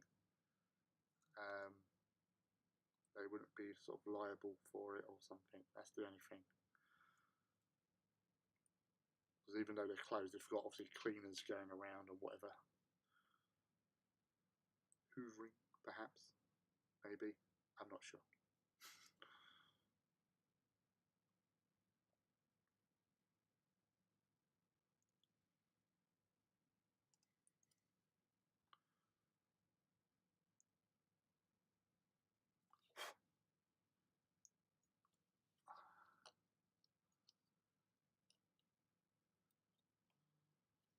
My white scar, what I did for the base of Alfarius was obviously grey primer, Halford's grey primer, best stuff out there.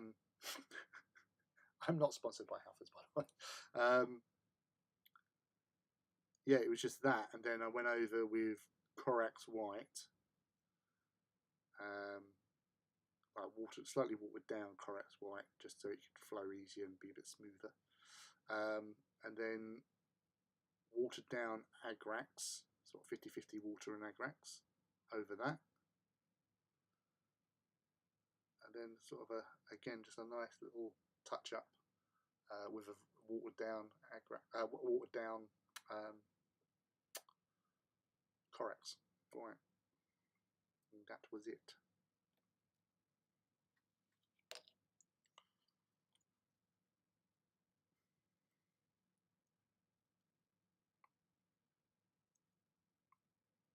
And if anyone has noticed, I haven't painted the pipes on the back with this, because I go over them with Corvus Black. It's like rubbery connectors.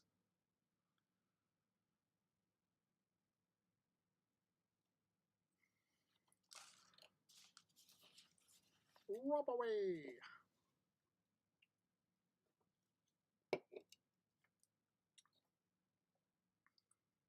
Let's go gentle with it.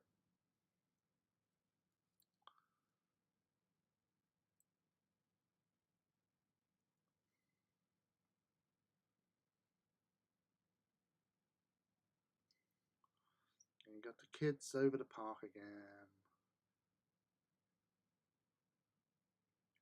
Being all...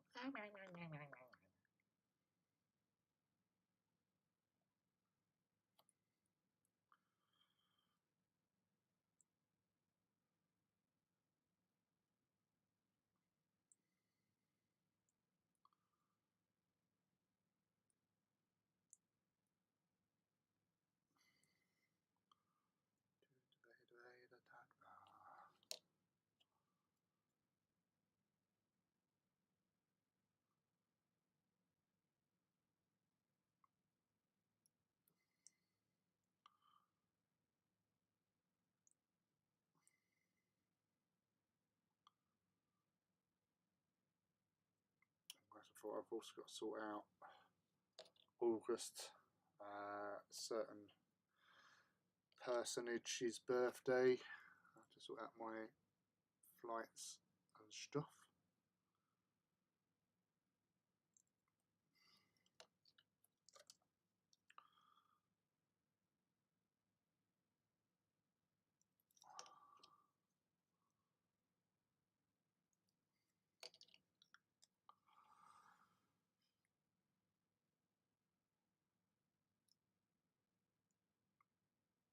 Yeah, no, that would look really nice.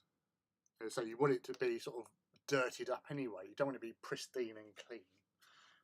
No, no, no, no. Never, never pristine and clean.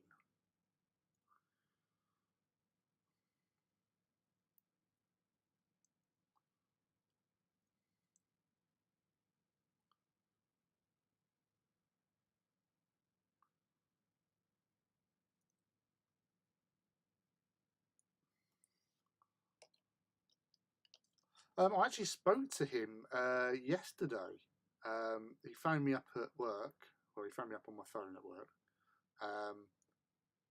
because he was asking about Horus Heresy, questions about formations and armies and what to do and stuff like that. He was feeling a little bit overwhelmed with that.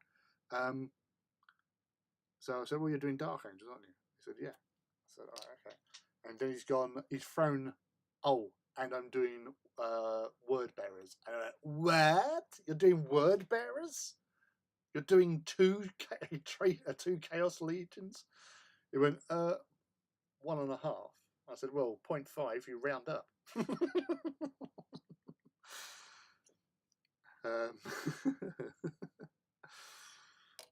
So yeah, he's got plans in motion to get himself like all the sort of main character people. So yeah, he's doing word bearers and Dark Angels. So yeah, I was just giving him some advice how to do what he's got to do. Yeah, I know. What the fuck? That's what I thought. What? The actual fuck?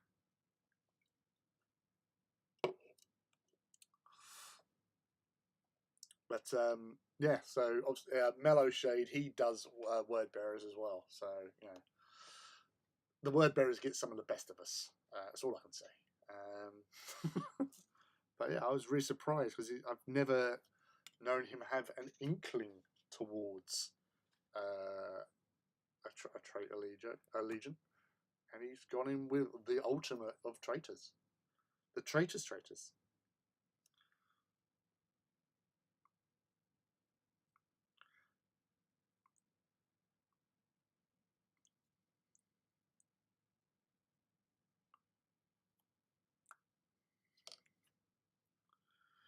Ross. Yeah, they say Leaky as well. My God.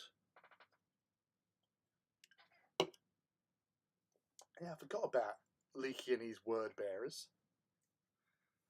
So he's not as sophisticated as us lot with our word bearers, or even better. That's one of the reasons why I was saying word bearers, because of Filbert. But yeah, no, he seemed okay, chatty. I said literally chatty. He was on the phone. Well, he was on the phone for the first time for about 20 minutes, and then after I phoned him back because I had customers coming, I was on the phone for about 58 minutes. So yeah, lots of chats. So yeah, he's okay.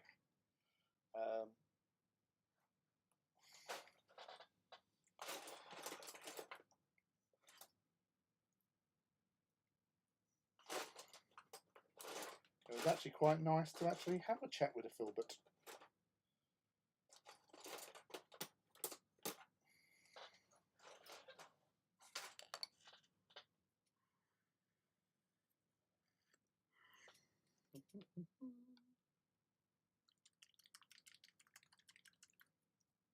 Chic. So Corax Black. And as you probably already know, this is, or noticed with the bottle itself, it's correct black or air, because it goes on a lot smoother. It's like having two coats without wearing two coats.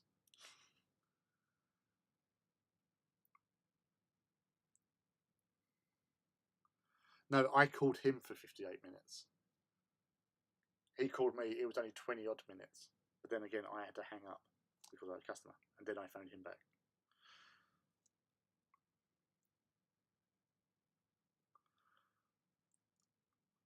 Well, I'm sure if you really wanted to talk to him, if you texted him and said, Uncle Phil, you talk to me for 58 minutes, please. I'm sure he would be more than delighted to.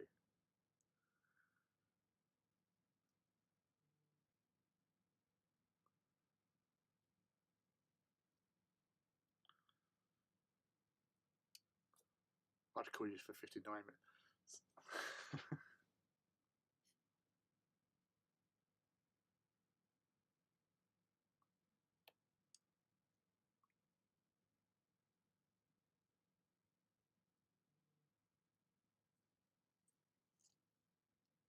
It's not a competition, Luke.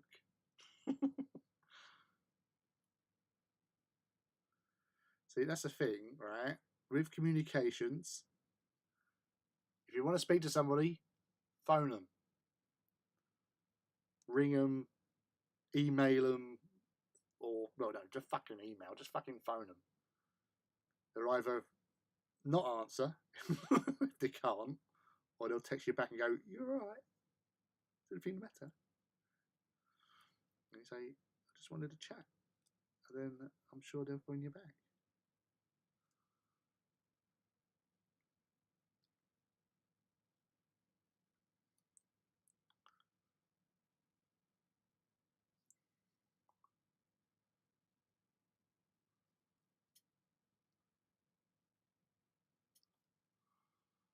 It's amazing. I've got this bloody state-of-the-art iPhone, and unlimited calls, unlimited minutes, and yet I hardly speak to anybody. I do all my talking here. If you get people, you awesome people.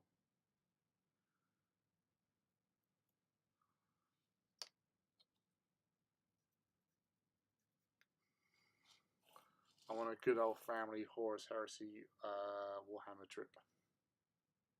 Warhammer World trip.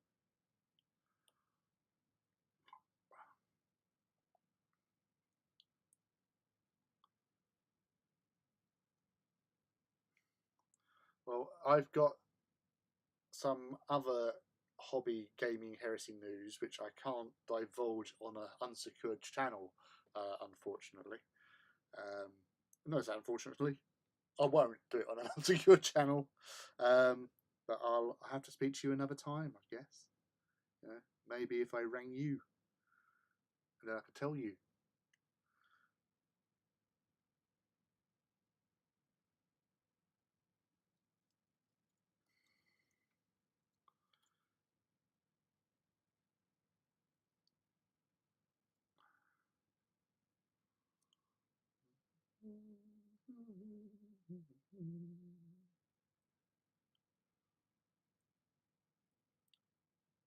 So the urge to play the new Heresy is strong, especially after getting you Ivy messaging saying, I had a game, it was awesome. You go, well, why aren't I playing a game? I want to be playing a game.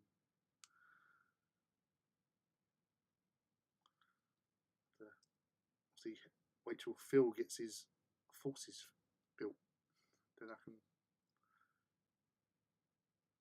go kick his ass.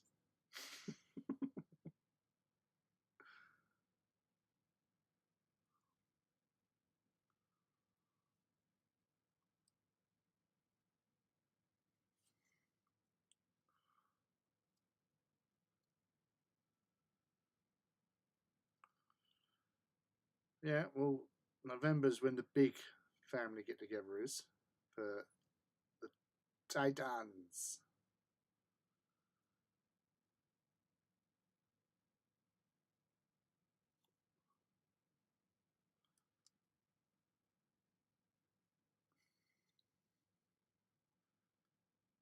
all family members up there.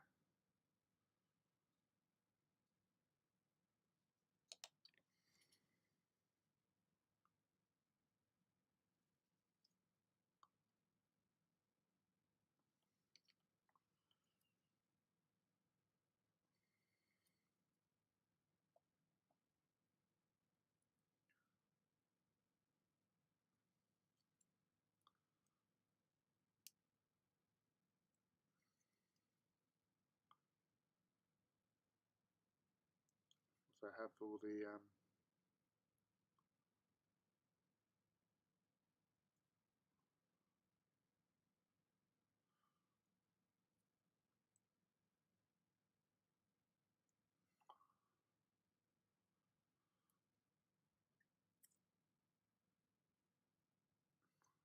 actually when I was down picking Sam up and driving back, and I saw the sign saying London Bridge that way, and I instantly thought of Bad Moon Cafe and our little game we had there back in March.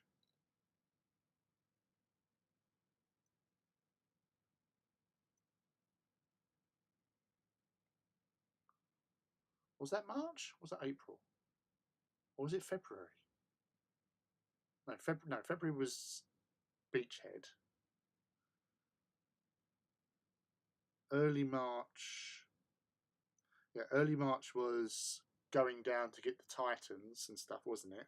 Our little family get together at Tottenham Court Road. Then later in March, wasn't it? We had that impromptu game.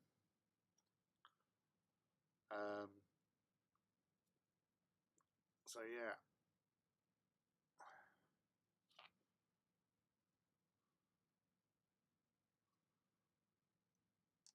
Yeah, no, definitely do a 30k game there.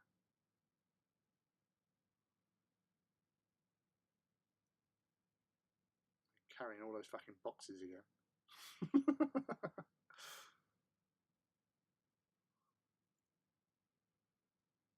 At least I know I can park nearer as well.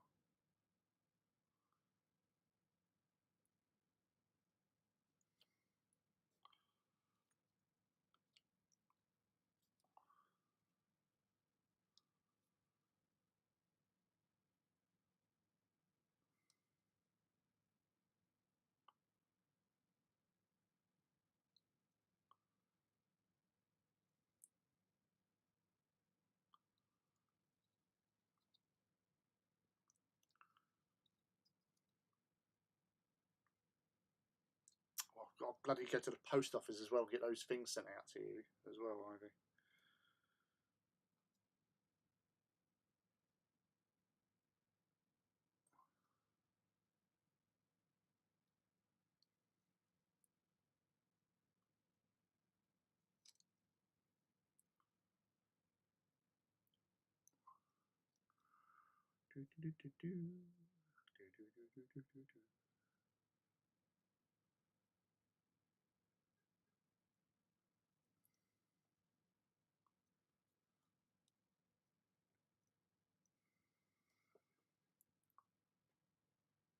I have no idea when it was.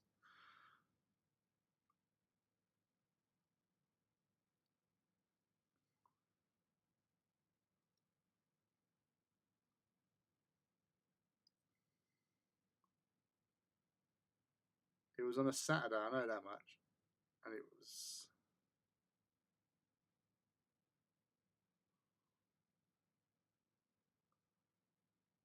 That's really quite annoying that I can't bloody remember.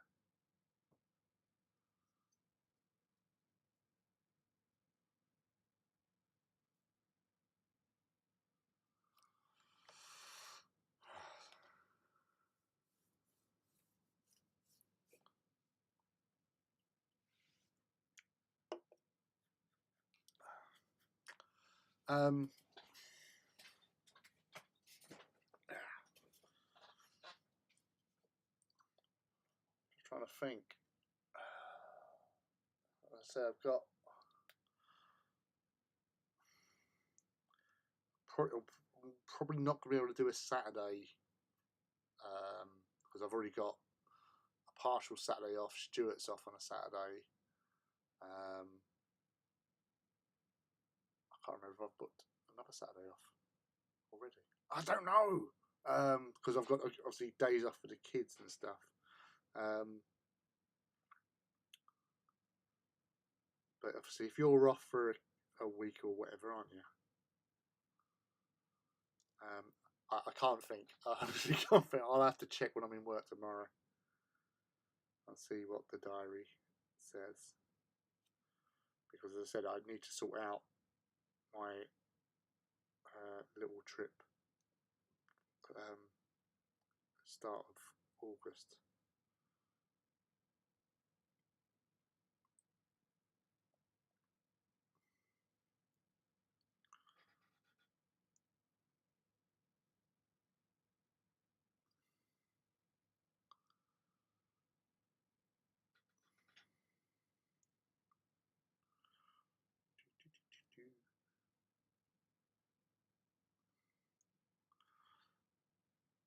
But as you've probably noticed with the painting, Corex Black in the Air variety, 2 coats without having to wear 2 coats.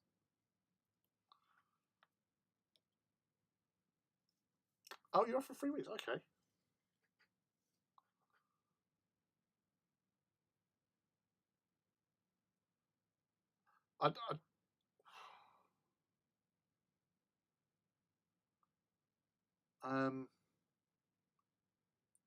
I saw the email come through saying about, oh yeah, you got the new Heresy stuff, and I quickly looked and I just thought it was a rule book. I didn't really pay, and I saw the other thing with the special weapons squad, obviously the 20 strong Mark 6 dudes and the 20 and the special weapons box set. So it's a new, different special edition one then. Is that what you're saying? Because I didn't even notice that. Because I thought, I've got a rule book, why do I want another one? But I'll obviously have to pay more attention. I really didn't do a lot today with watching what was happening in the world of social media and stuff. I've really been quite lax on that side of things.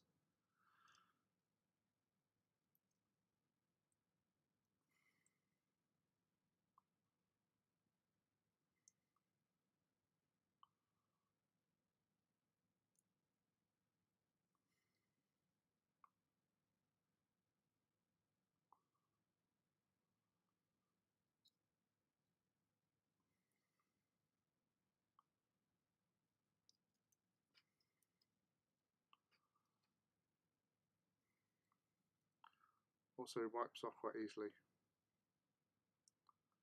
when you make a mistakey. It goes down really bloody well, even if I do say so myself.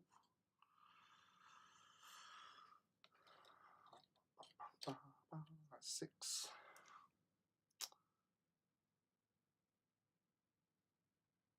I think it's just the same rule book that came out in the big Age of Darkness box, but bound like the old. Oh, right, yeah. Yeah, I totally did not look at that.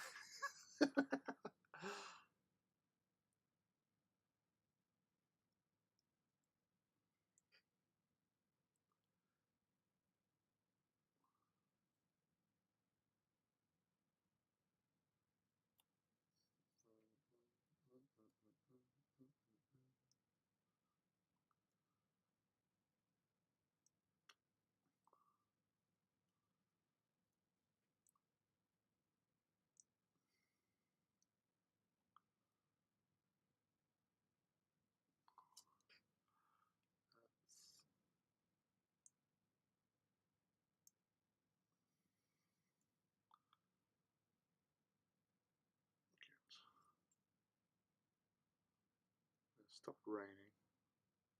It probably stopped raining ages ago, just not noticed because I've been too involved with these little puppies.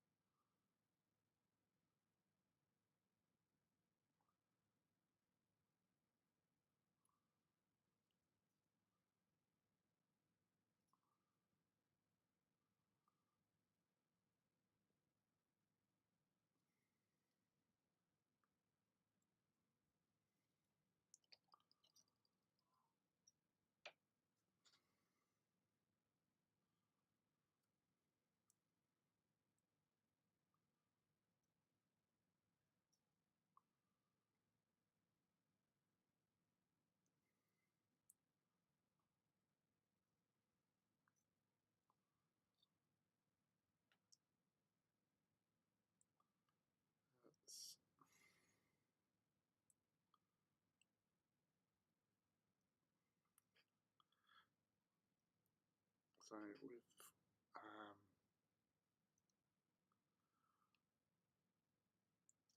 just so much more control with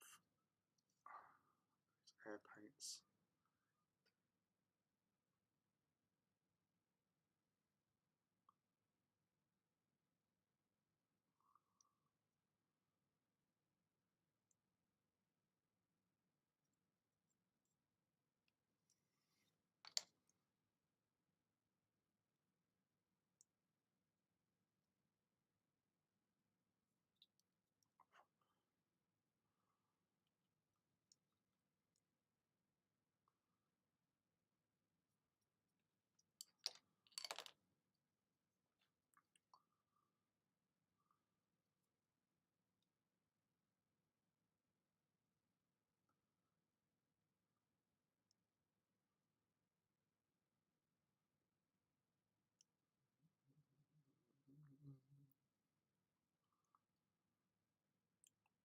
Told you.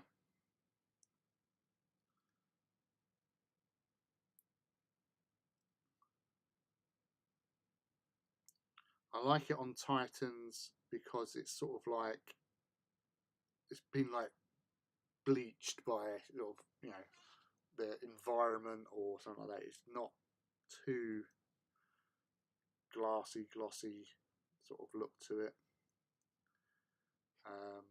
So it gives a lot more authenticity to your painting. That's why I like it.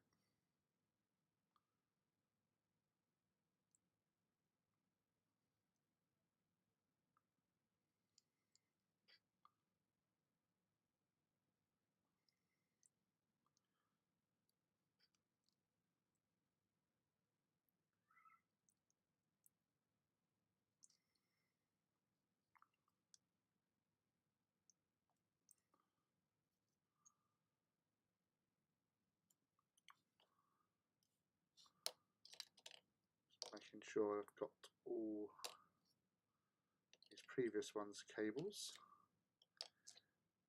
Haha! There's one that evaded me.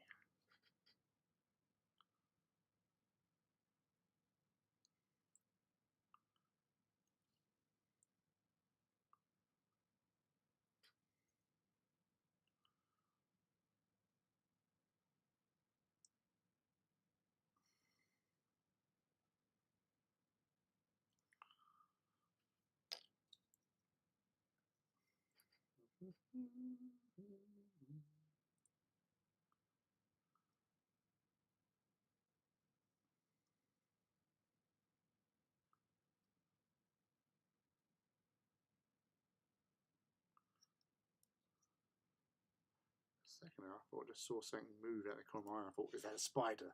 But no, it wasn't.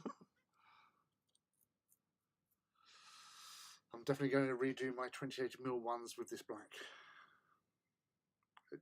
Say, if you just load it up in an airbrush, it'll just go on really nicely.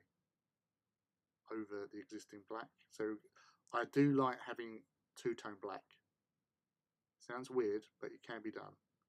You see the subtle differences. It's obviously something that you're only going to see in the flesh. It won't show that great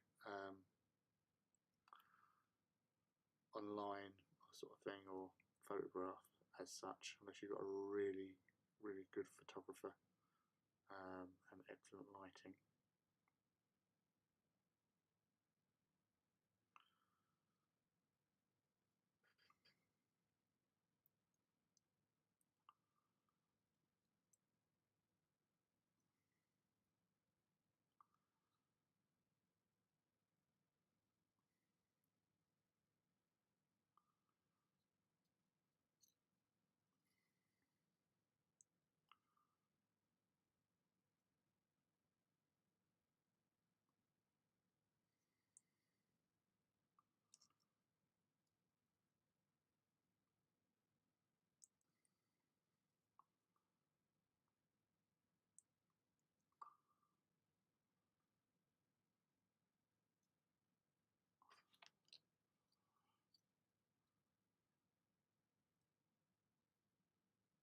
Oh, Ivy. Come on. Get on it. Do it. You can do it.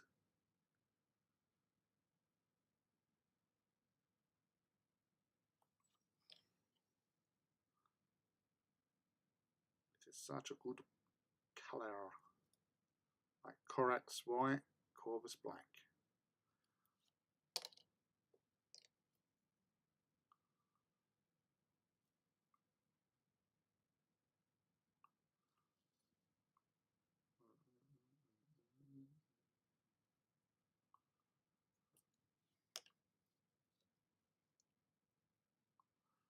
Paint those stumps.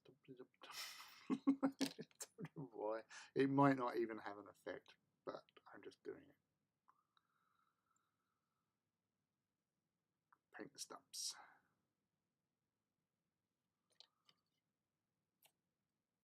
What?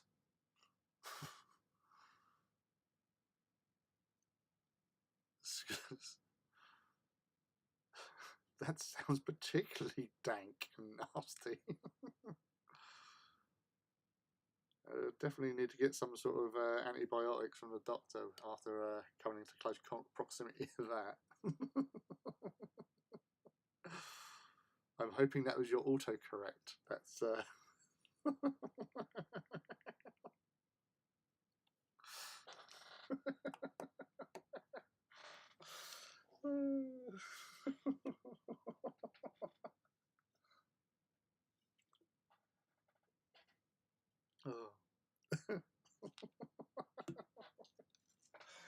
You've done it again.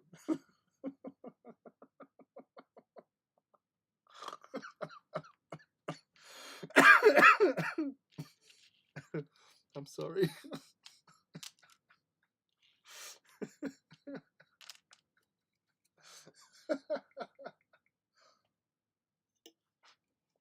Oh.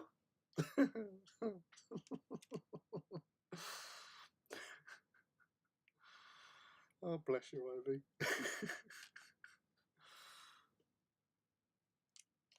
Alright. Oh, focus, Lee, focus.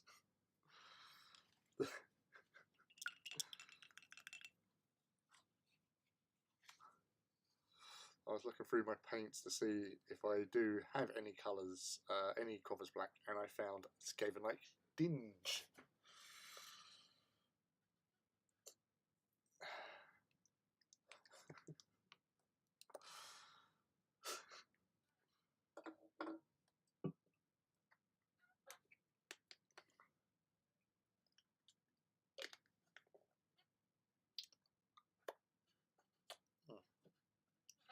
Palette cleanser. It's official, this is a free beer show. We've hit the magic number.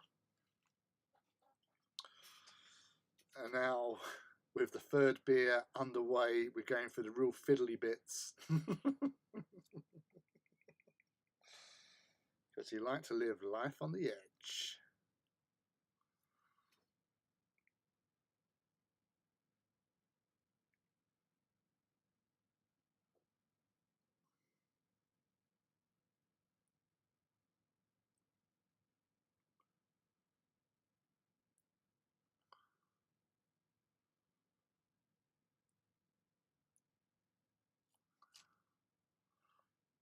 done. Ah, excellent.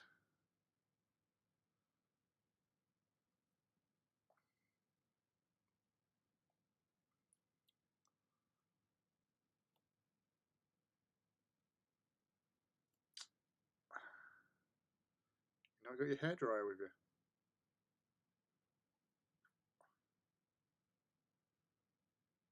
Get the old hairdryer out.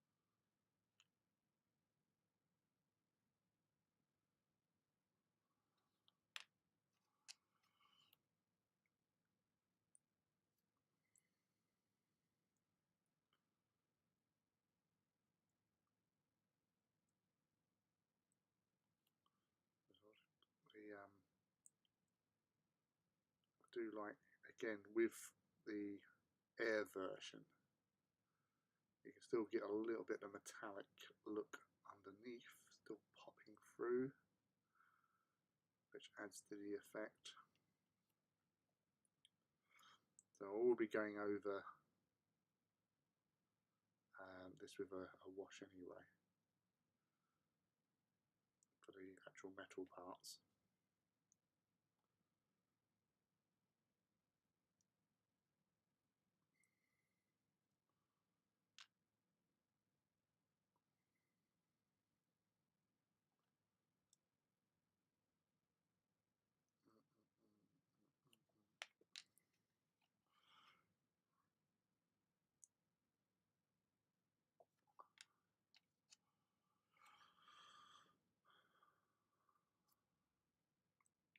Reminded me of when I was trying to get the texture paints to dry at Warhammer World when we was painting up the open day with the Mark 6. But literally, I'm blowing on that thing.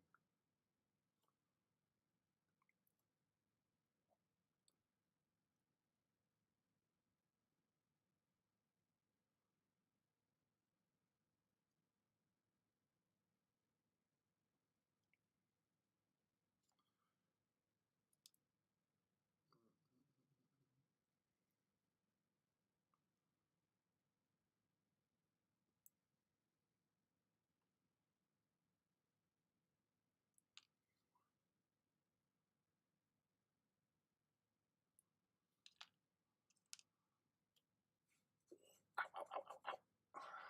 Itchy. So a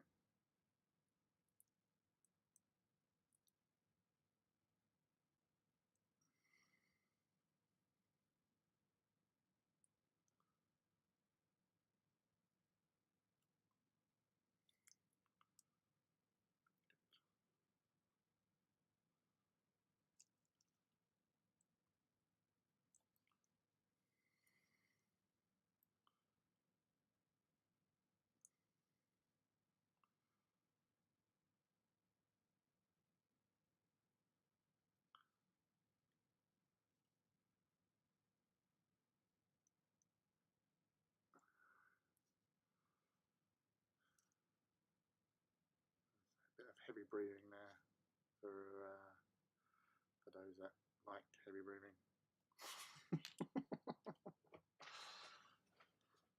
I just remembered that half of these bolters need their barrels drilled because I only done the first 5. I didn't have my pin vise with me.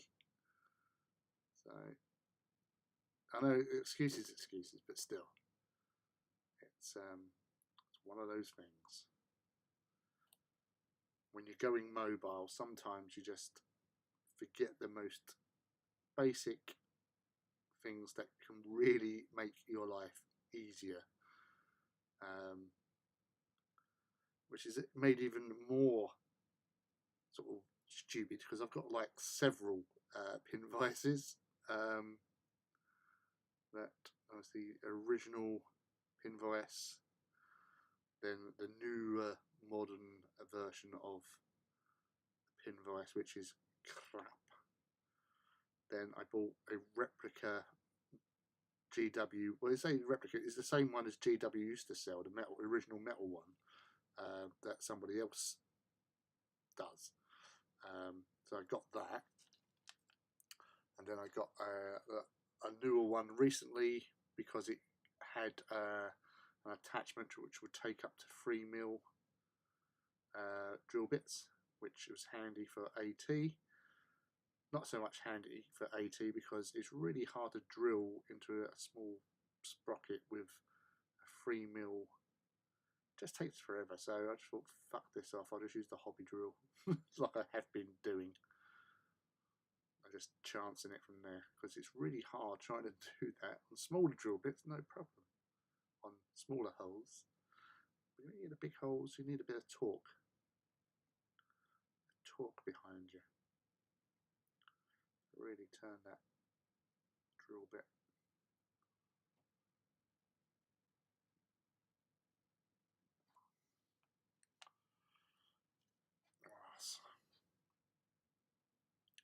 But yeah, this is my least favourite part of this evening. It's painting fucking these little gun covery doodah bits. It's a necessary evil. You don't want your gun just all sitting there looking all like, oh look, I'm just all silver. Or obviously washed with Knoll.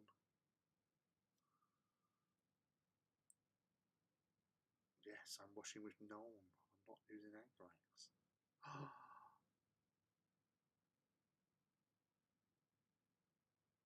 Who are you and what have you done to Lee?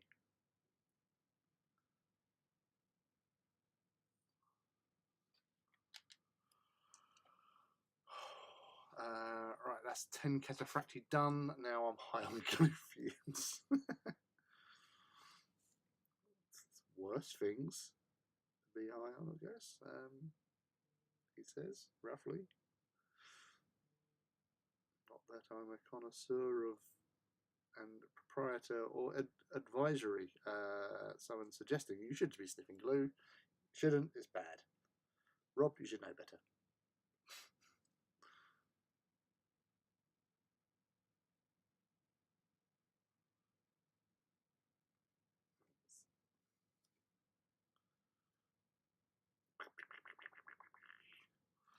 Yeah, I'm still doing this off screen. I am really sorry. Oh, fuck it.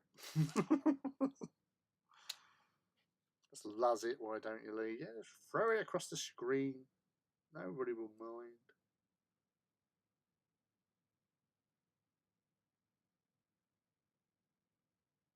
It's okay.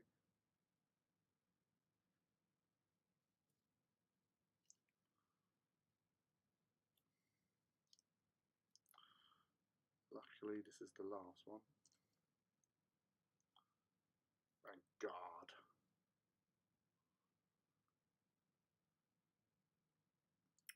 Oh, there's actually one thing you might want to check out with Electric Eve in particular, because I know that she got hold of a load of the new contrast paints and was going to be doing like little tests and stuff with them.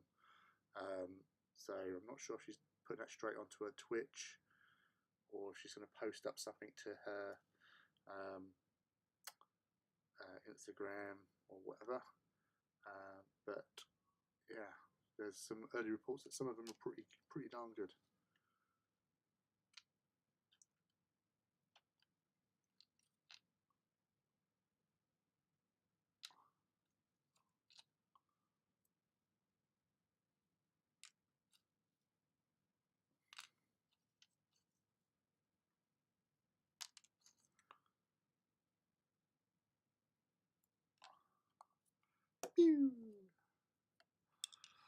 But now I have to build that Spartan as well. Of course you do. Have you built your Kratos yet? Why don't you do a Kratos? See how it feels.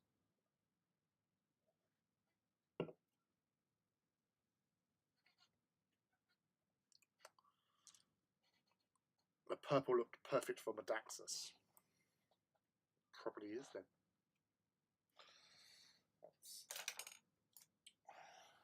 Horse. Horse. Woof, woof, woof.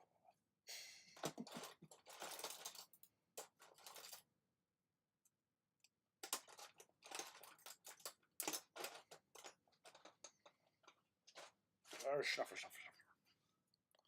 Right, let's do some dry brushing. Oh, you done the crowds already, did you? When did you do that? You've done so much stuff, dude. I can't keep up, honestly. Doing one thing, doing another, and now something else, and then this, that, the other. And like, oh my god.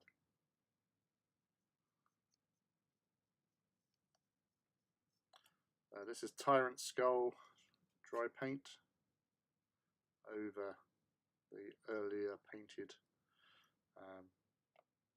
standard Mechanica standard grey. Get those rocks all highlighted.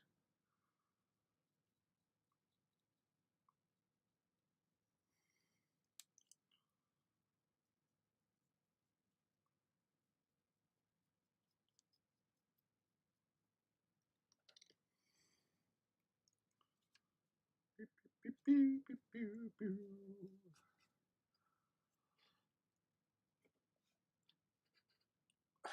I need to stop sidetracking with tanks and do infantry. Yeah, I know. It's like I was trying to. I wasn't putting it off. I just thought, doing a tank is quite a satisfying. It's quite a satisfying thing to be doing with, you know, because it's right big, tremendously badass. But once you get a good few sort of infantry units together and done, and you see them out on display, you just go, yeah, they actually look pretty fucking awesome.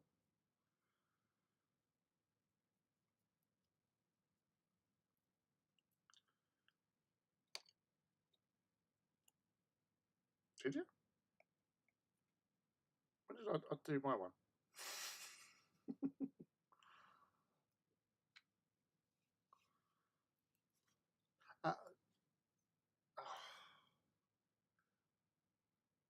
Yeah, because oh fuck knows.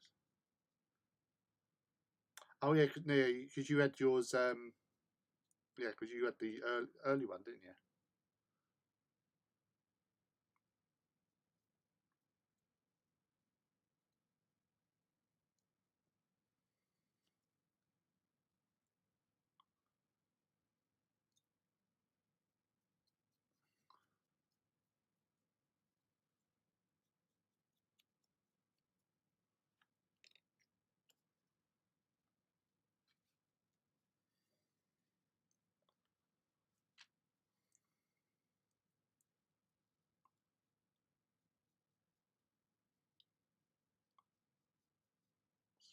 Let's do.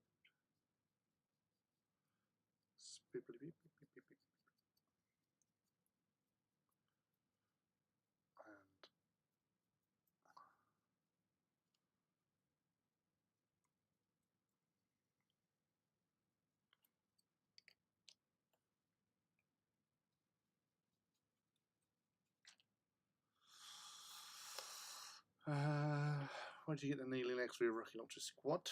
I was waiting for the Mark III and Mark IV Legion kits so I could mesh them together and make Mark V Marines. Night from 40k tax squad. Oh, yeah.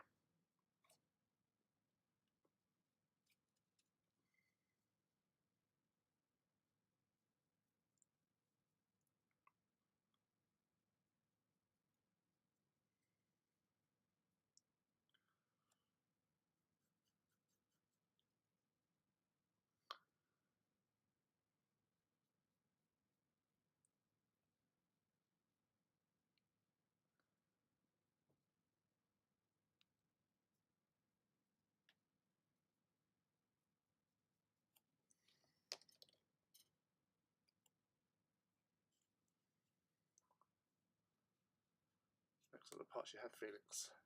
They actually look pretty cool.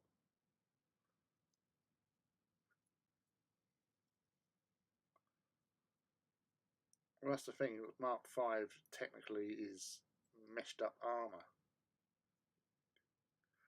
Originally, yeah, you had the sort of all the identical jobbies for the Heresy armor, but they've sort of made it a little bit more that it's just a mark of mixing armors. So this might be why we never got a real Mark V release.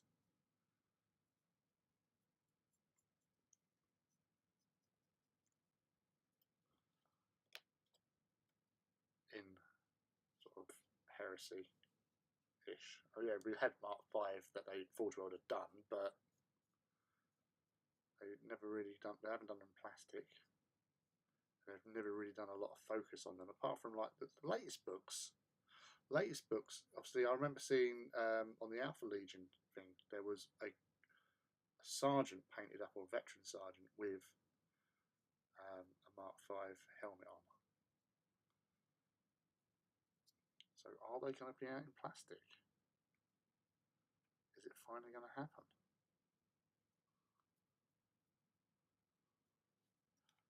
But then they're making such a big thing with the Mark VI. Well, technically, it was Mark VI was around in the Heresy.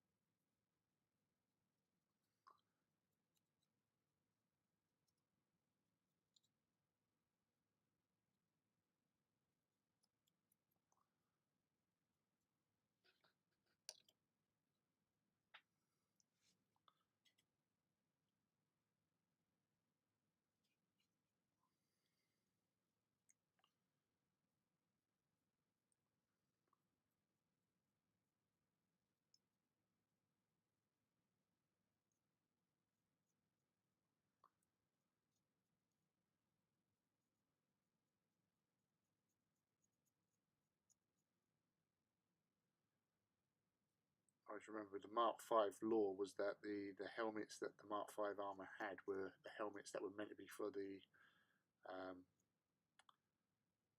Indomitus class Terminator armor.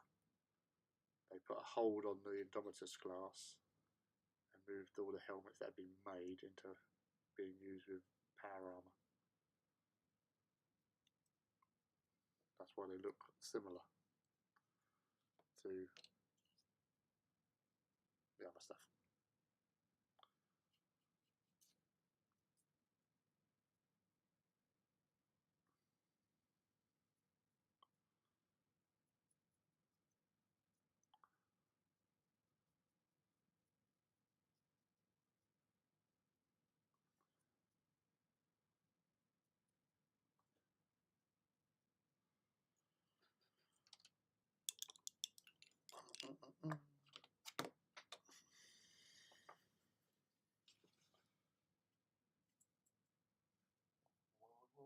There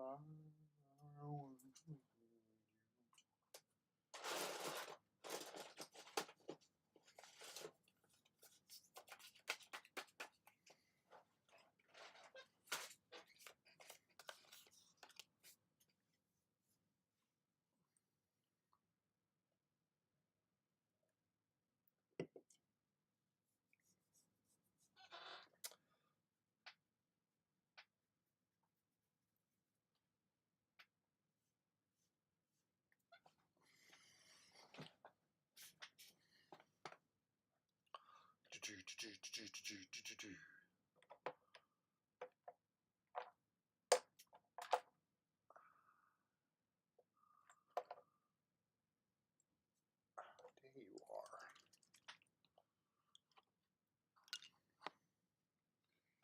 Found you, boy.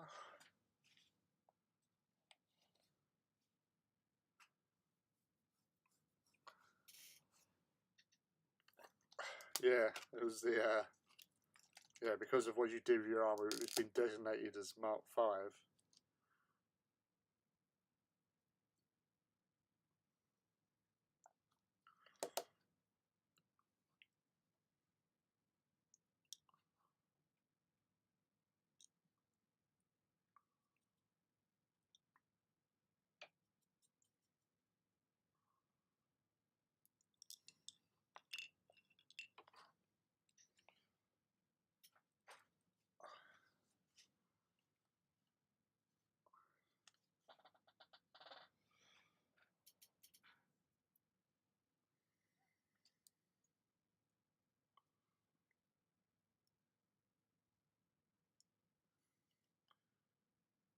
doing some watered down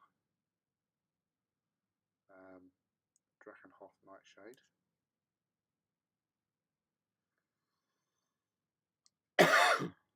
Over the studs.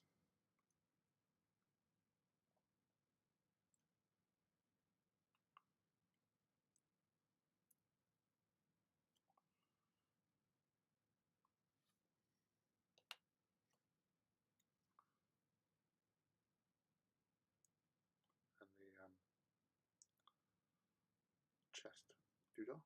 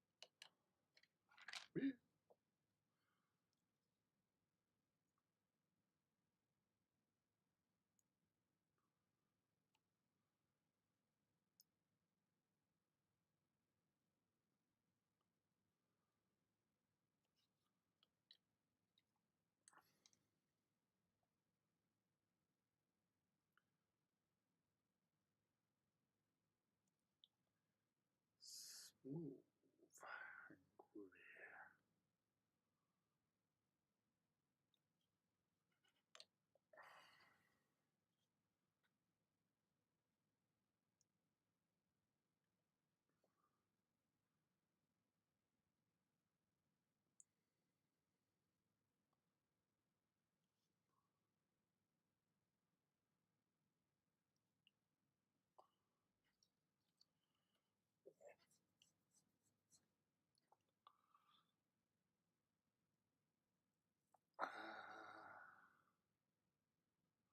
Man, if they ever do Mark II, they're going to sell like gangbusters, aren't they?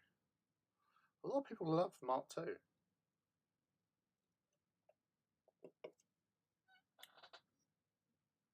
Mark II, the Spoiler Squad.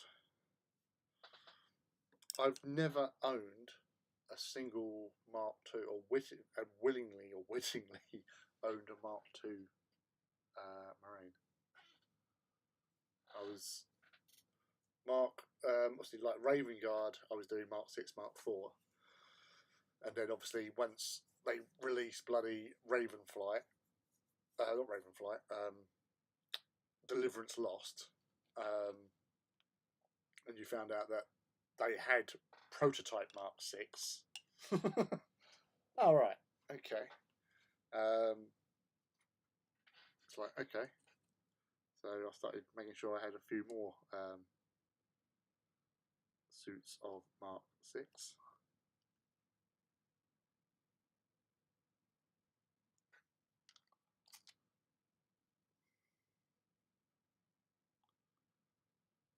But I do like the way in the fluff that they're basically saying that not only because they were the Raven Guard, but because they had these prototypes, a lot of their units, you know, the 4,000 that survived on Isstafan for 98 days, with all those legions about and invaded them. Obviously they had a bit of help with the weather, but they still fought their guerrilla war against, you know, all the big dudes until they was rescued by a guy from the Therian cohort.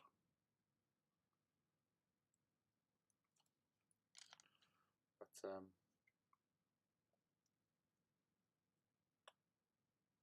yeah, it was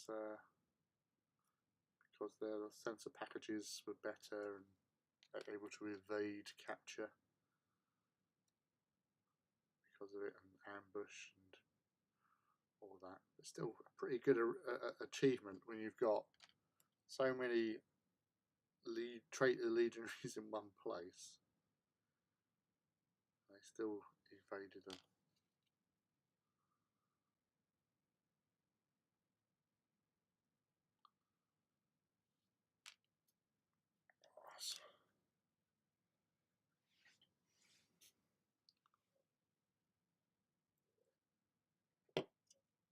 Until the Cupola guy, but I haven't built it or anything, so technically it don't count. That's how I see it. No, no, no, don't have him up 5. No, no, no. Oh, poo. I missed this dude.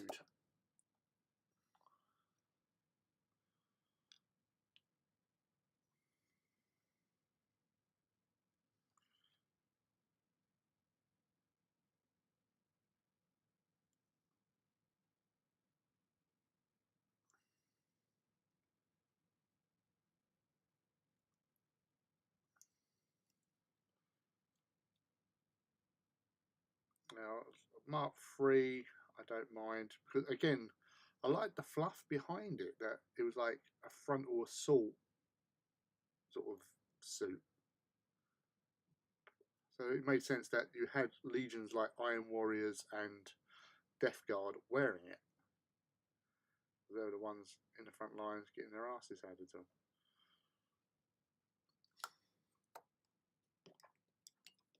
Because they're just being thrown at the walls all the time.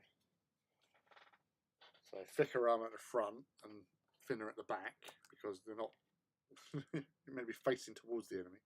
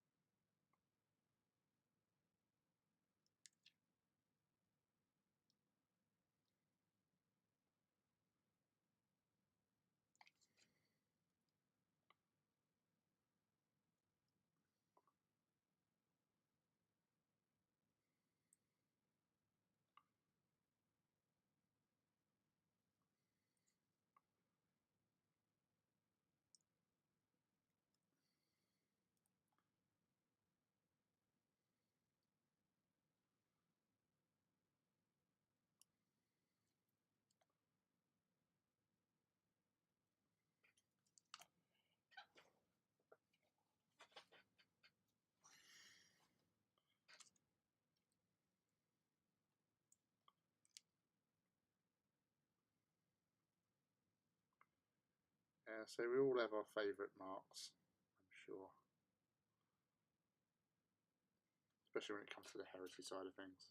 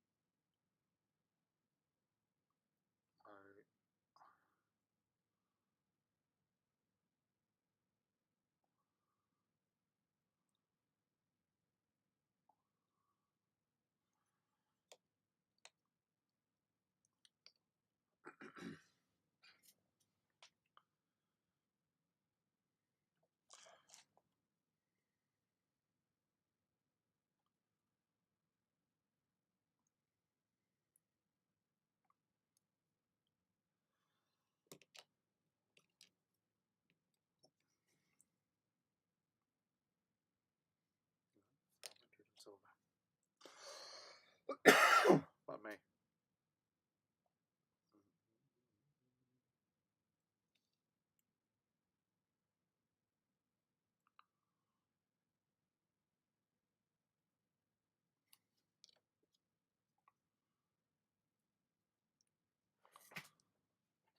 Mark 3 and Mark 5 are your favourites. Special Edition Rulebook 85, lol, no.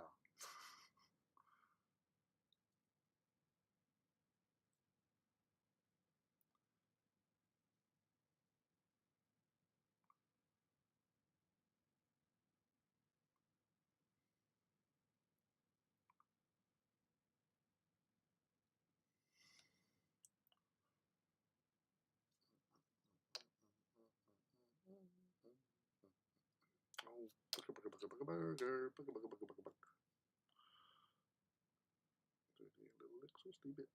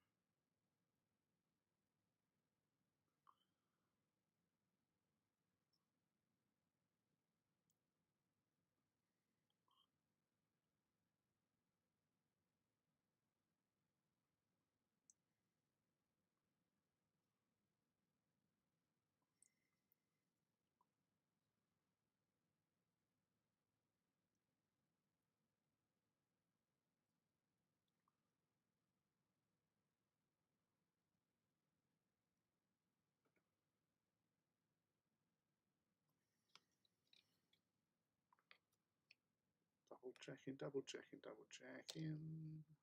Making sure I'm doing this all right.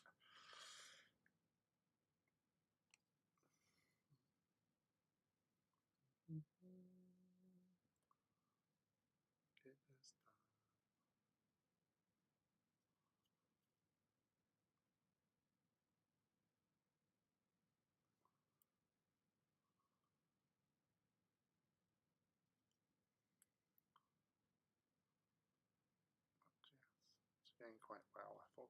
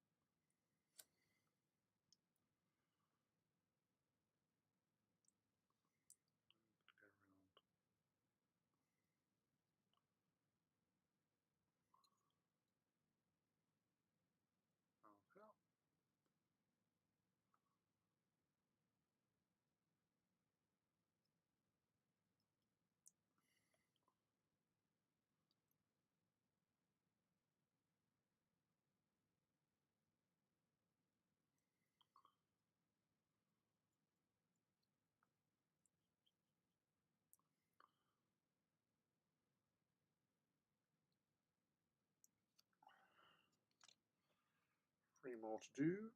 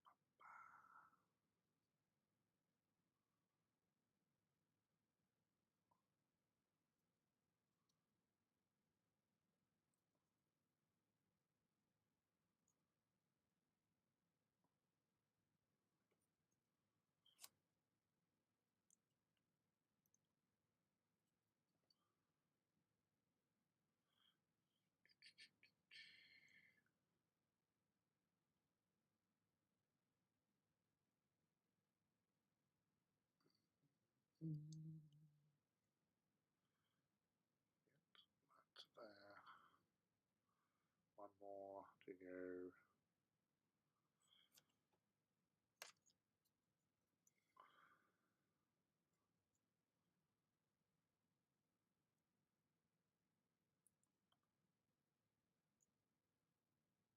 What's on that?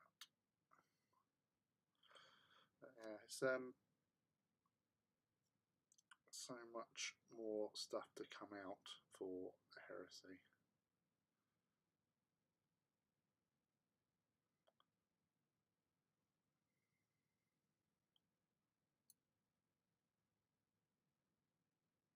So much to look forward to. I've seen October with Mechanicum stuff turning up.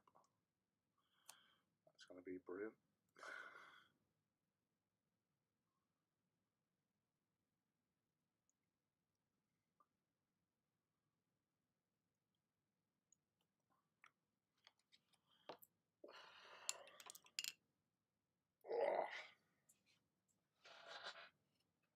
Stretch it out.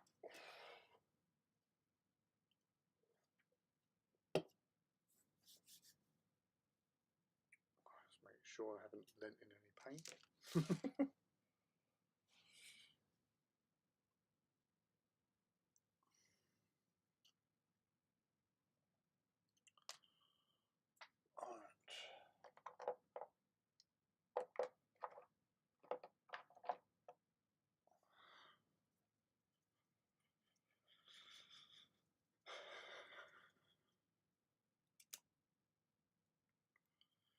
Time to whip out the Dryad Bark. Plastic Castax would be sweet, yeah.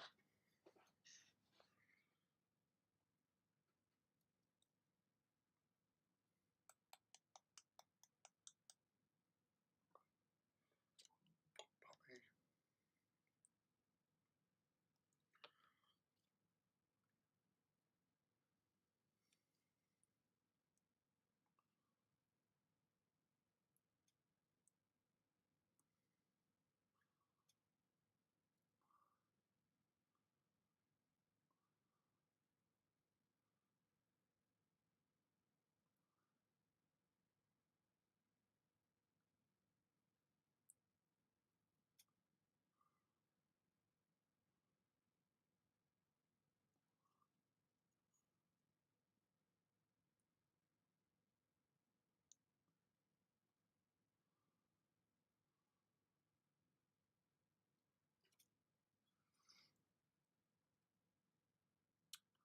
That would be gnarly. I really want plastic bites, jet or otherwise. I think plastic jet bites would be pretty freaking awesome.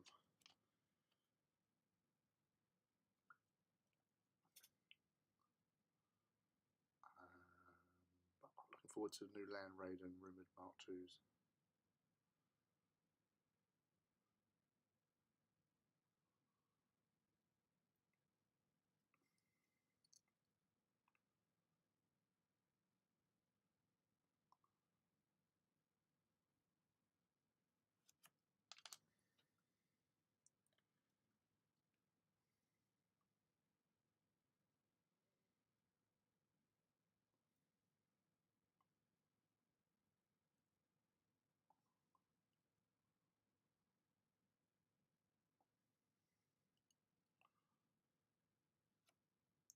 I'll see how well the new Heresy box set is sold. I think GW is going to invest a lot in it. There's always a Mark II rumour.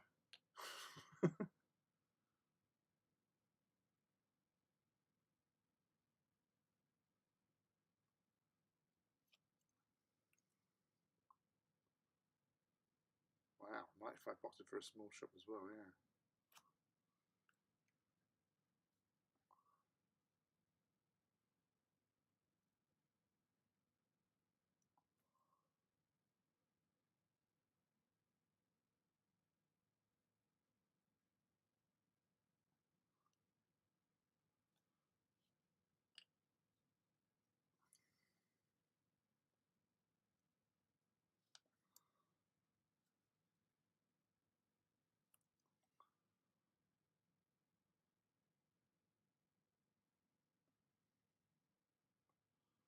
Yeah, I suppose obviously with the Mark II dude on the Coppola as well.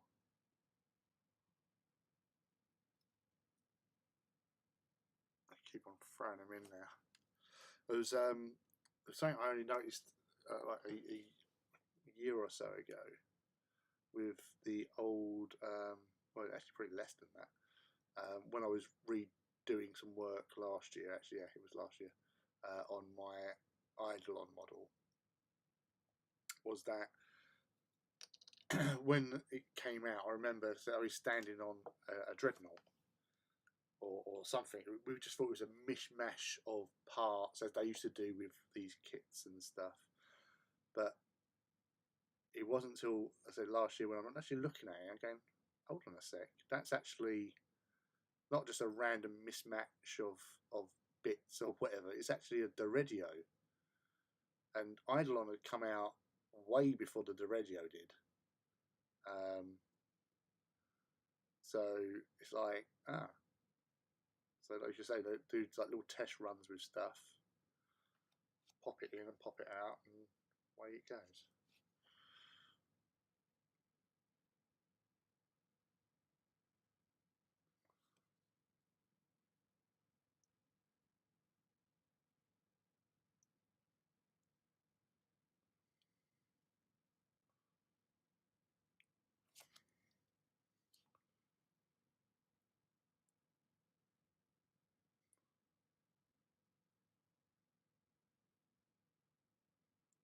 I honestly think with the Heresy, because I remember hearing something a year or so ago. This was before, yeah, it was literally 2020, or just sort of the start of things of 2020, 2021. Sorry, that year was going to be, you know, the amount of stuff that got lined up, ready to come out for, you know, for stuff is going to be like mind blowing. I was like, all right, and it didn't really do it. Nothing really happened as such. You know, we had lots of AT stuff coming out and a few bits and bobs here and there and that sort of thing, but I just feel like it was pushed back because of, you know, the problems there was in getting hold of materials and all that jazz, to now, because there's a lot of stuff that's been coming out, and obviously they've got more stuff up their sleeve. So maybe there's obviously riding on the coattails of everyone taking up hobbies through lockdown. So just thinking, yeah, we'll just go with that for now, refine everything else, and then when it's time, we will unleash the heresy.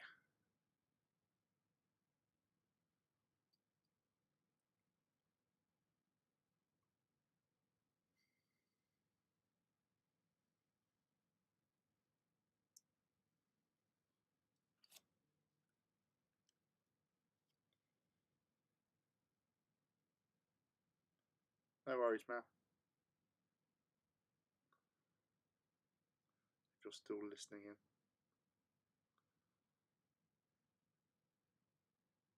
I've,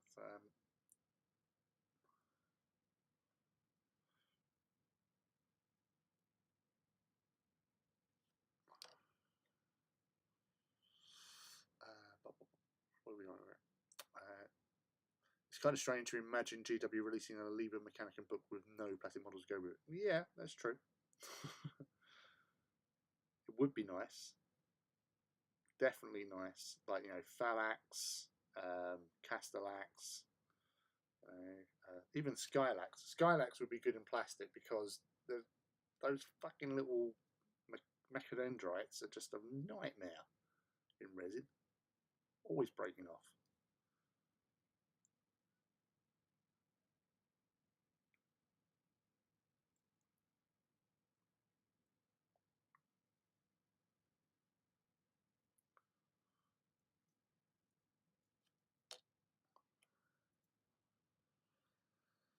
Plastic Mechanicus Rumor 2.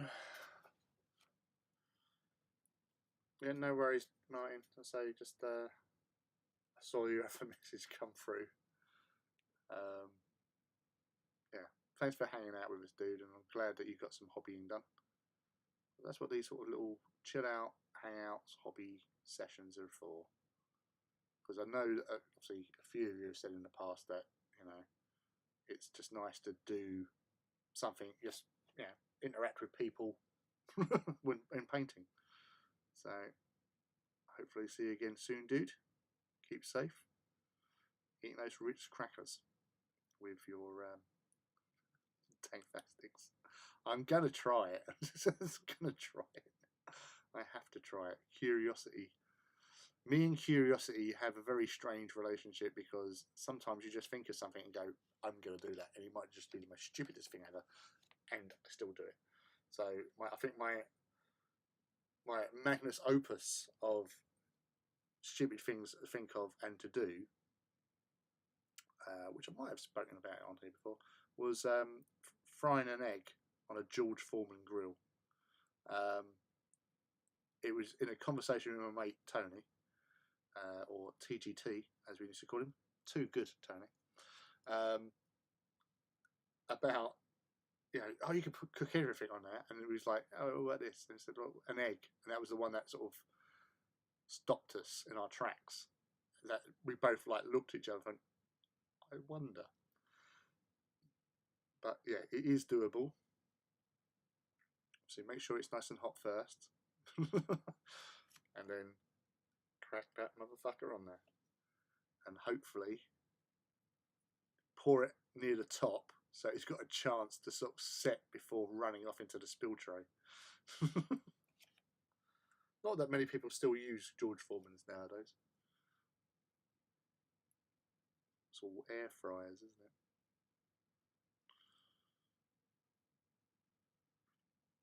Plastic Warhound.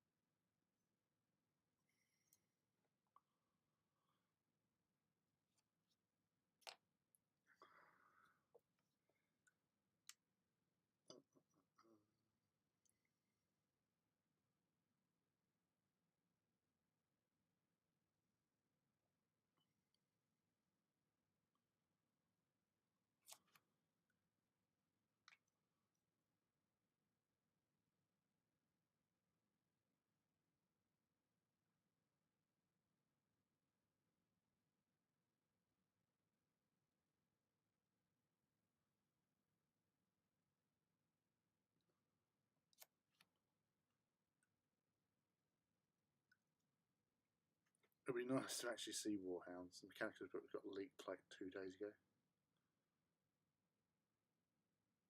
Warhounds are still only 750 points in Heresy. 0 calorie, 0 flavour.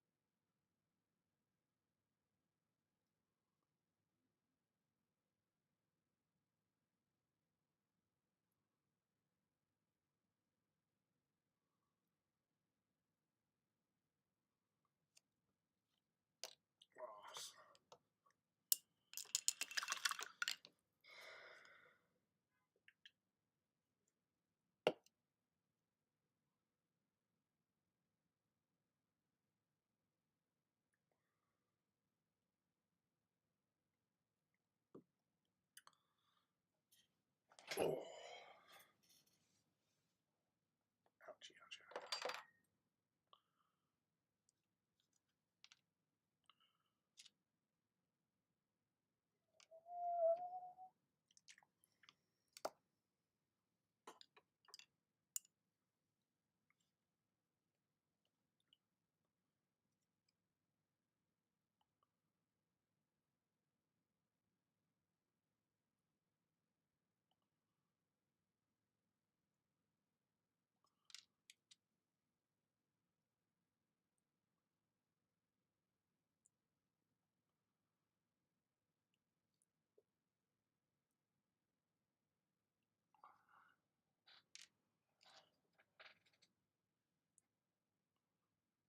Thanks, Rob. Much appreciated, coming from a master artisan such as yourself.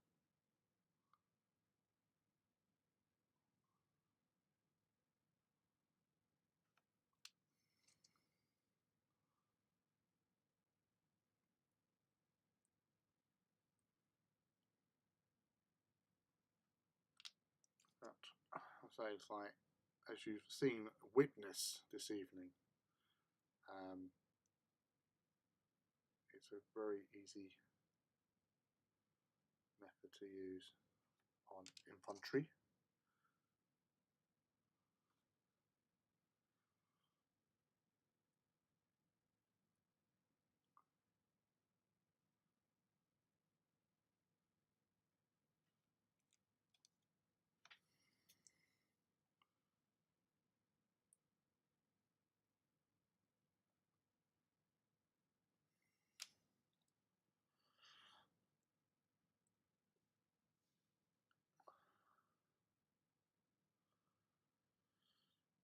The leaks are way worse than back in my day. Single models used to be stoning offences. Yeah, this, with Cyprian, with the latest leaks, were they like from the actual codex like thing, or was it like the playtest one? Because I haven't seen anything of that side of things. Not that I'm condoning that sort of thing, because it is annoying, because I know how I would get if I'd been spending ages creating something for somebody to go, look at that, people. And obviously, you know, it affects the company's bottom line, which, you know, they need all the money they can get. You know, they're onto the last 10 pence.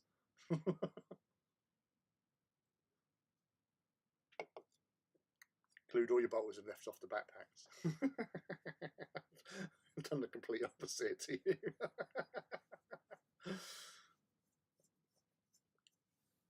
Oh, bloody hell.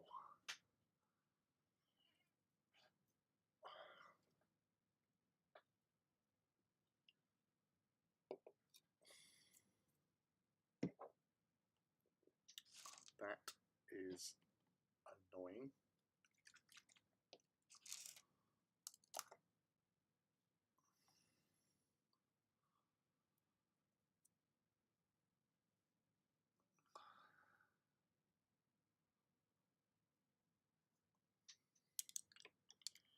I was actually, funny enough, speaking about leaks, I actually watched the YouTube Miniac. He was the guy, the guy who got was one of the influencers who got escorted off because he posted on his Instagram like the pictures on Friday, and he done a video talking about it, and I found it quite amusing, really. The way he was like going on about things and stuff. It didn't. You know, he'd done something wrong, and whether or not he's like, oh, I didn't mean it and all that, but yeah, it's just it didn't feel proper, sort of thing. It was like he's being punished, he's being a bit harsh and all that. Dude, you're in a place of privilege, and you went and done that, and you know, blaming jet lag or whatever. No, I don't think so. It just it felt, you know, a little bit sort of embittered, to be honest.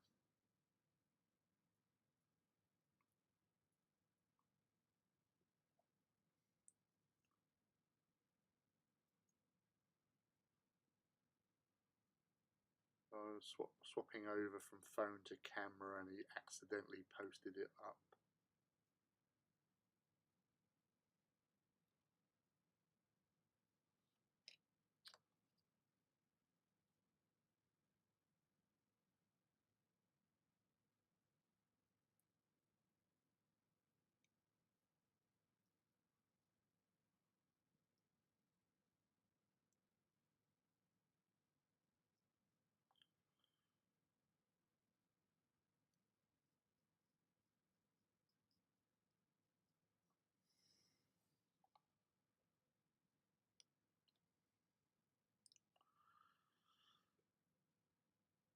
Notice how books have been laid out for 30k. He wants to get back on the preview list because they get everything free. Also, the amount of money he has probably made off of that apology video.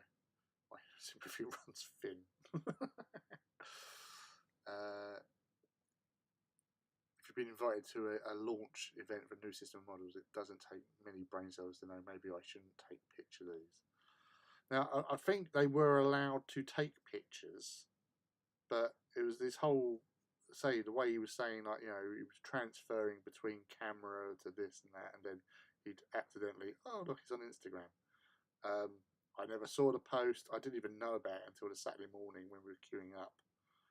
And I heard it from people who were part of the thing.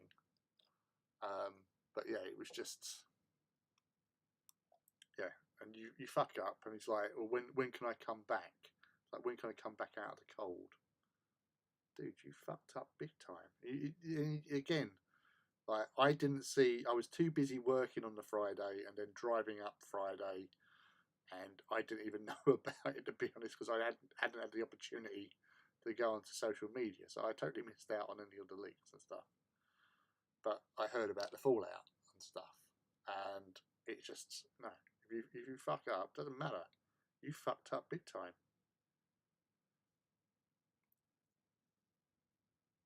You have to do some more grovelling, I guess. You know.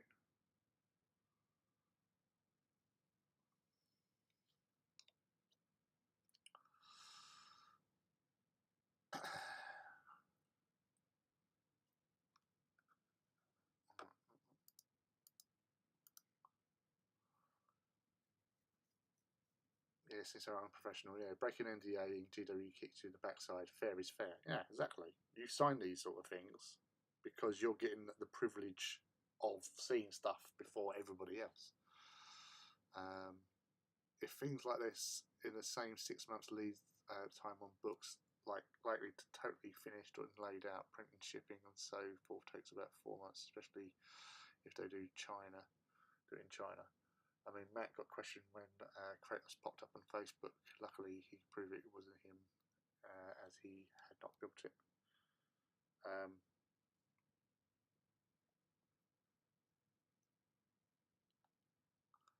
Zul Zenit's Tolkien NDA was aggressive in the 2000s. Don't know if it was the same. The film's license is done. No, with that, they really did crack down on everything because of the whole Lord of the Rings tie-in and stuff. I do know that they were doing, basically they were like, not purges, but they were going around and like testing people by saying certain things to certain people, and obviously if that particular thing came out, then they knew who was leaking it. And I know that happened from people that I know who worked in Games Workshop in various levels and stuff, because that was quite a valuable, and it was expensive license to get hold for them as well, I believe. And obviously producing the Lord of the Rings miniature game in conjunction with everything is worth it for them. You know, it's very prestigious. So yeah, that's why they had to crack down. And funnily enough, I always used to think that they should have had a controlled leakage. That they actually done the leaks, like department that actually went out there and actually like leaked these things to sort of get the hype train going. Because I know other companies, and some of them still do, where they mention what they're working on, and it does provide interest, and people go, "Oh, I like the look of that."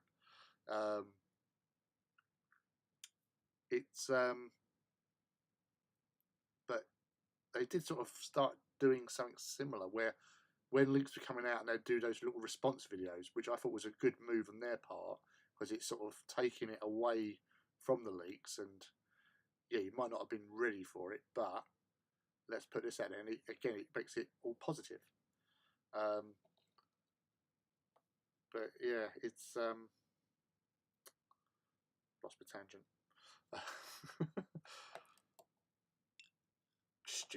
That's all it is. I know all the time it takes to go from taking a photo to uploading it. There's a lot of steps in there. Surely maybe I shouldn't do it. Yeah. The in-house IP is a lot looser. I don't want this channel to die. He's a nice dude, but he did fuck up big time, especially in the recent influx of all the leaks. It does suck that he was invited from the US.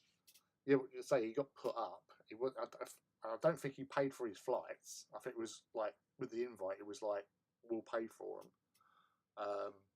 You know, I know like the hotel. You know, they was there for several days, and it was like £150 a head for them.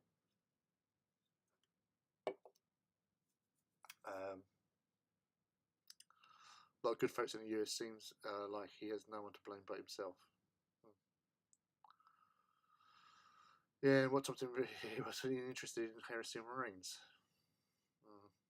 And so with that whole direction thing, though, that's the thing, is that they want to sort of reach out to a new market. They're a business at the end of the day, so getting more people involved in the heresy, doing it in plastics, doing what they're doing now is actually positive and should hopefully bring more people into the hobby per se. I'm always wanting more people in the hobby and for it to be more diverse, but it always rubs me the wrong way when folk want to get into heresy but don't respect the setting at all. Lee, regarding the leaks, that is correct. I was involved in that license. Thank you very much, Judge. Confirmation. I've heard people saying they want to use their Primaris armies in heresy, and I don't know, it feels so wrong, but I also don't want to bash how anyone does their hobby. Yeah, I know. I get that. Like the odd Marine, maybe, but obviously, unless you're doing sort of some work, because yeah, they look like Mark IV helmets, you know. But I don't know if it's between friends, yeah, fine. But yeah, it's the whole turn up to thingies, tournaments and stuff like that. Hey, Mechanical Frog, hello, buddy. How are you? What are you up to tonight? You more BattleTech, perhaps?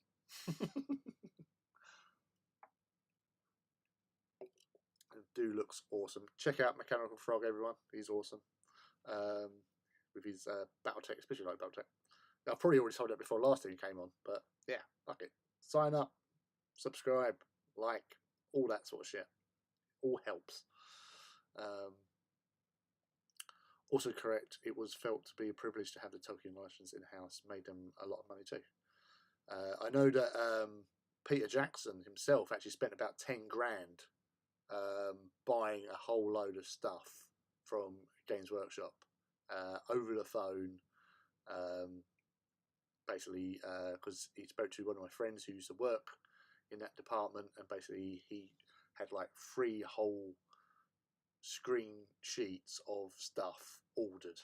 And he worked out about 10 grand. He had to use 3 credit cards at the time for some reason. You would have thought he had a lot more money, but yeah. I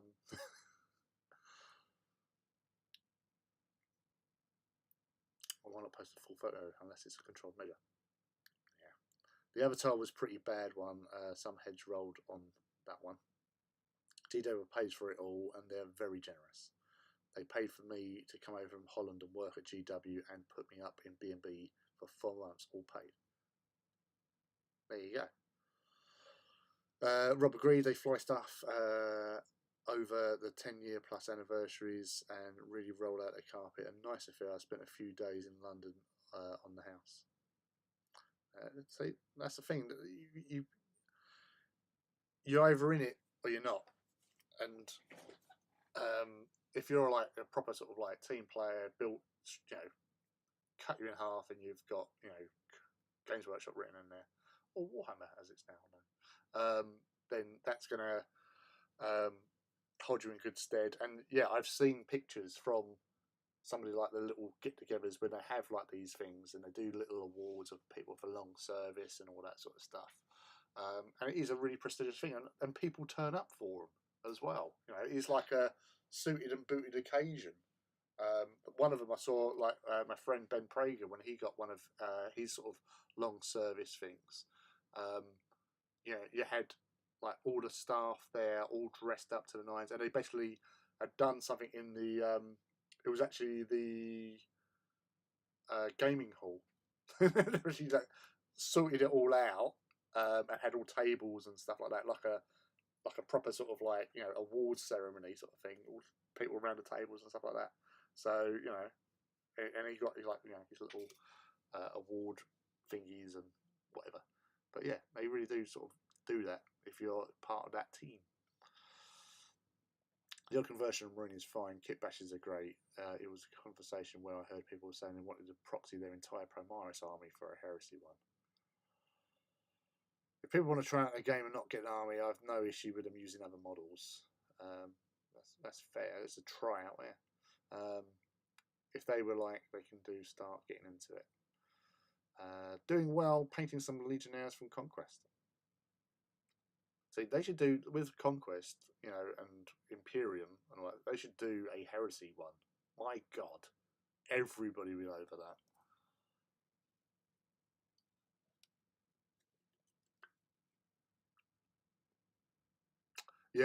Yeah, I heard about the Anzacs.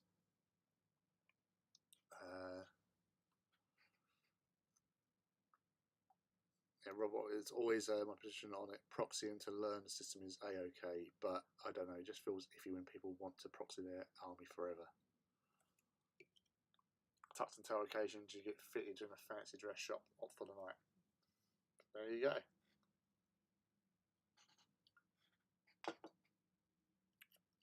Right.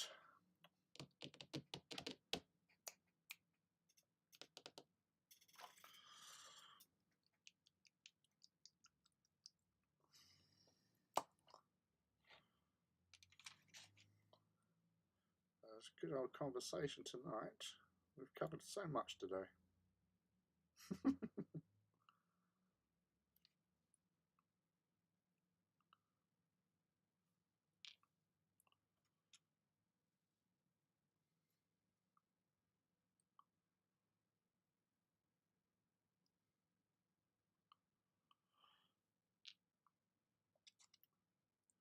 So I definitely feel like with Games Workshop, they definitely need to get more brick and mortar stores out in the States, or more venues like the cafes that they've got, obviously in Texas and California. Is there one in New York yet? I can't remember. I know they've got the one opening up in Tokyo, which is not in the States, but it's having something like a Warhammer world in countries they want to go into is a big thing, and a big momentous thing as well, because it's that focal point. But then you've got to staff it all.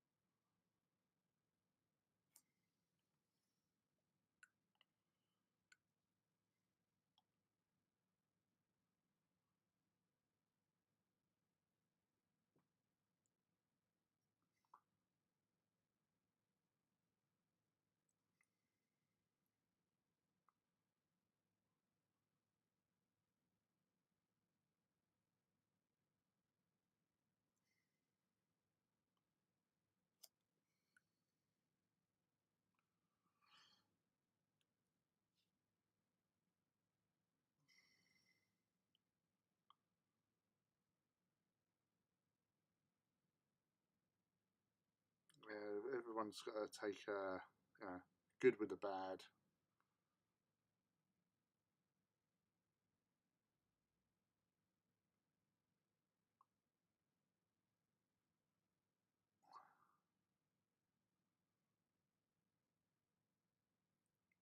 It's all groovy.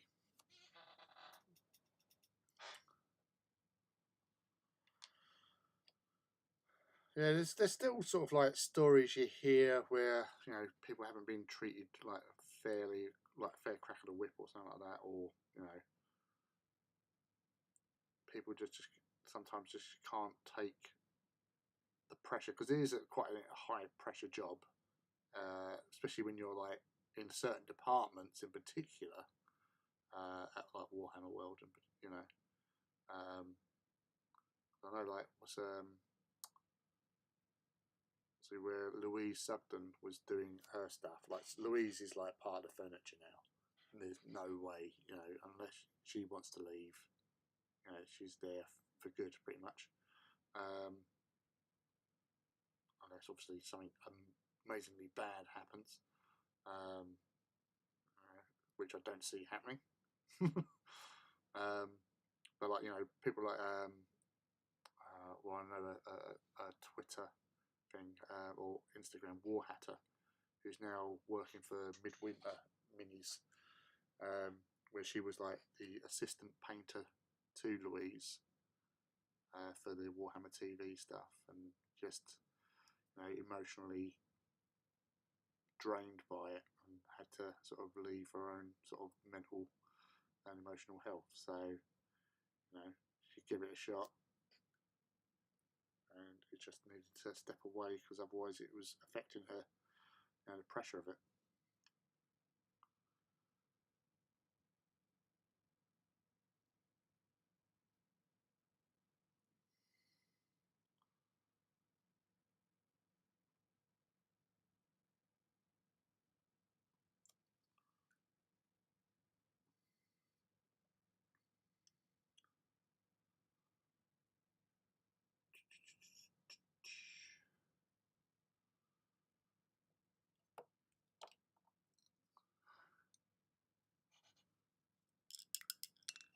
Well, Blizzard have got their own problems to sort out, haven't they?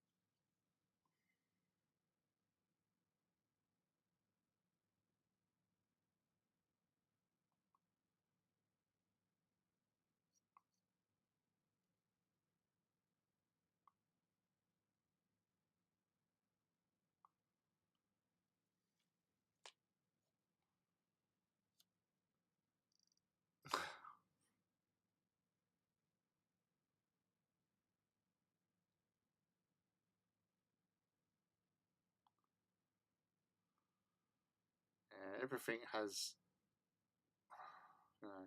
moments where it's going well, and the next minute it's going to hell.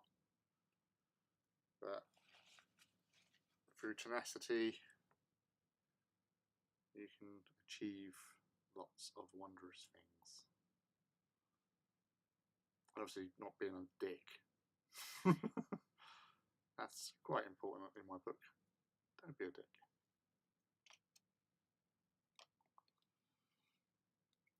Push for internet presence and sales came from the US studio. There was a fair bit of jealousy back in the day because of the general compendiums caused such a stir as well.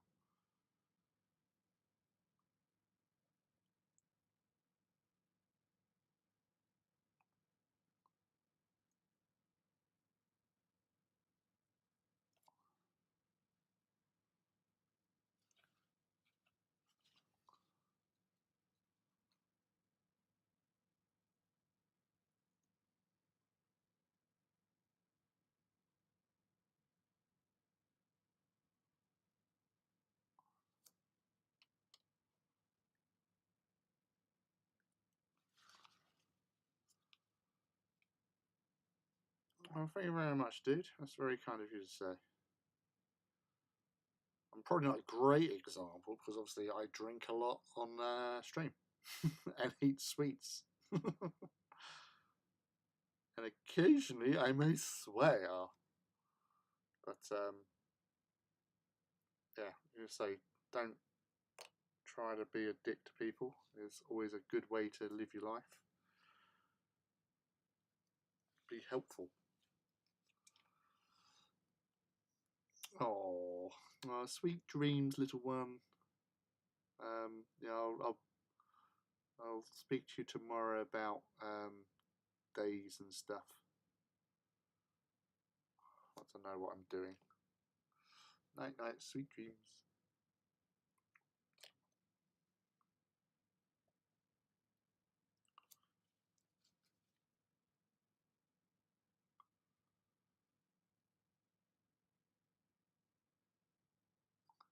Nighty.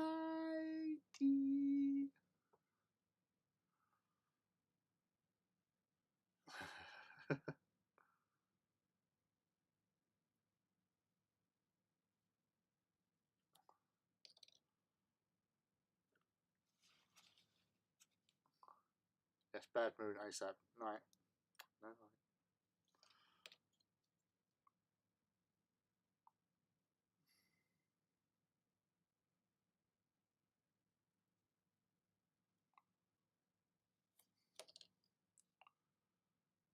Yeah, it's all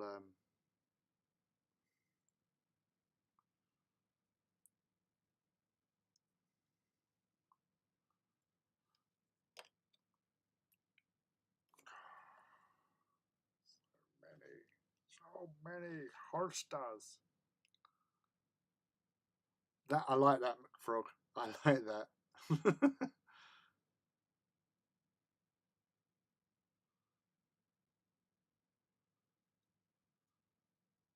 Treat people like your grandmother is right there watching.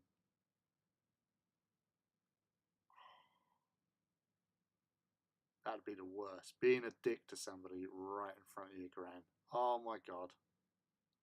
You turn around and you'd see the heartbreak on her face. Oh my god, that is just right in the feels. Oh, for dingo's sake.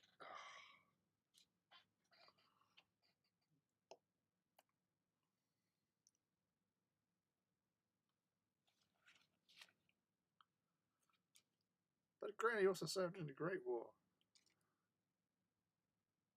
And it was a great war.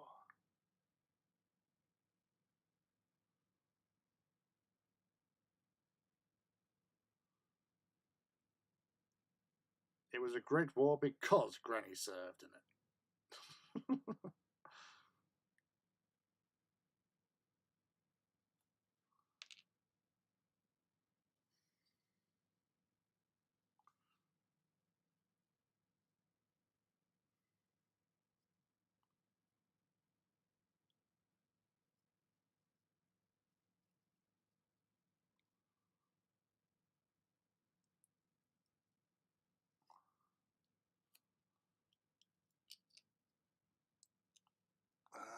Painting a red fluff on 12 Legionnaires heavy is my brain all fuzzy. Probably time to stop.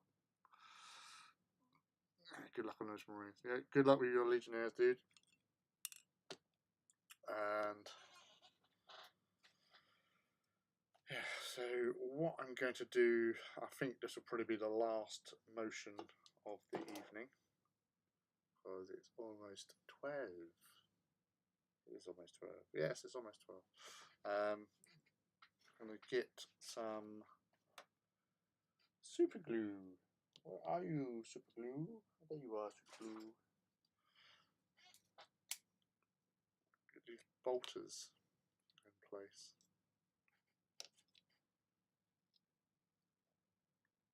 He says, then realizing there's some lead voucher.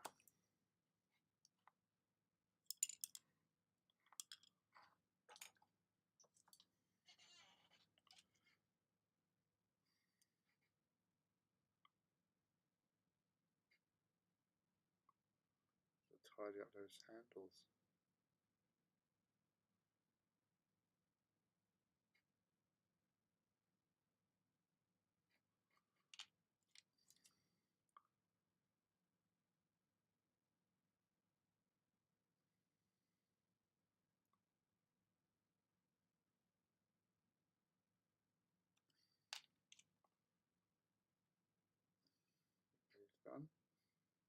I know it's off camera. I do realise. I do apologise as well. It's the whole focusing.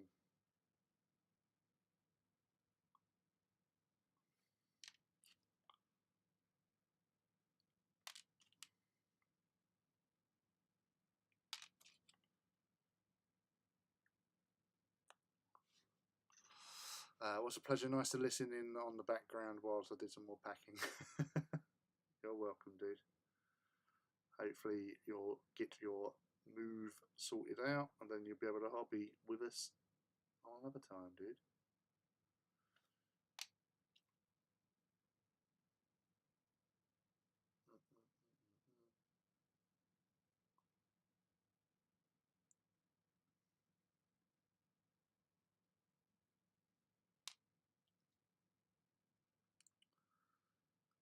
Nice work, good progress. I need to step up my. You don't need to step up your game, dude. Honestly, you're like bashing things out left, right, and centre. Though I do feel that you should really commit more to the way these are painted. Be a lot quicker for you. Though I haven't done any oil weathering or anything, washing on my ones. And, you know, I'm constantly thinking it. It's constantly in the back of my head going, you should do that. You should try it. See what it looks like. You might like it. I just don't know. I just don't know. It might go. It might not. Who knows?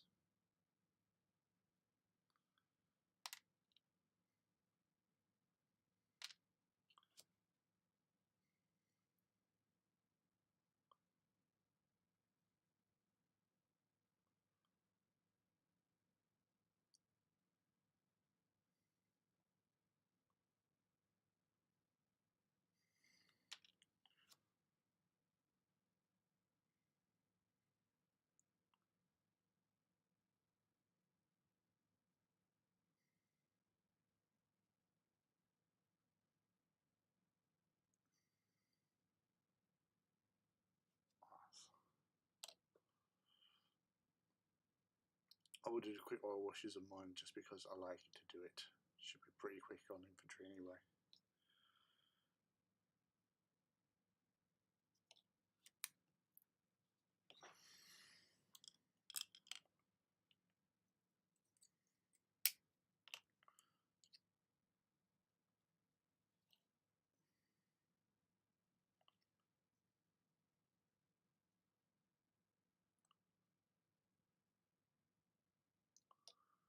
Because of you.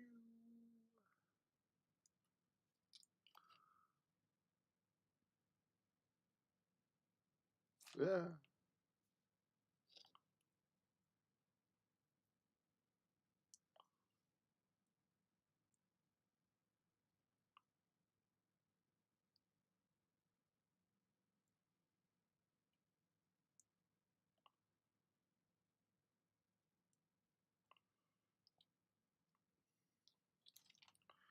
I've got to find out and work out which hands fit. Oh, there you go.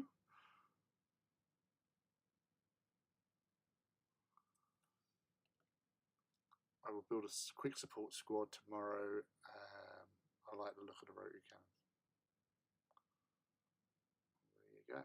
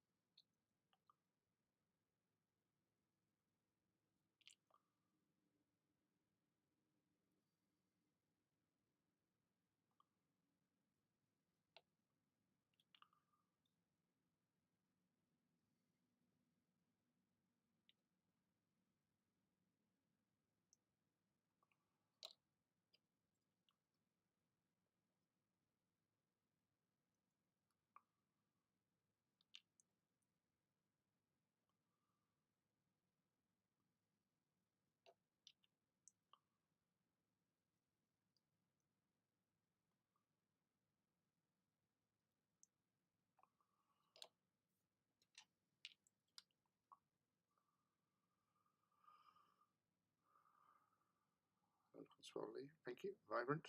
Blacking in the hounds for stippling took longer than I imagined. It's always the way.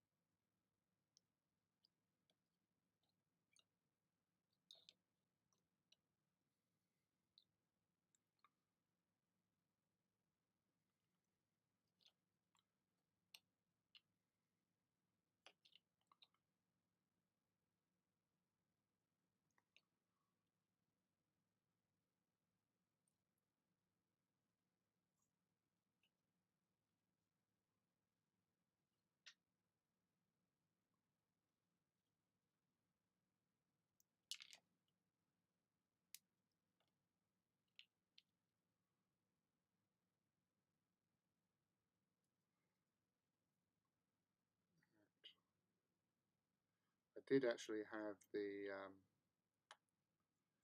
one wrong arm out of 10. It's not bad, really, if you think about it.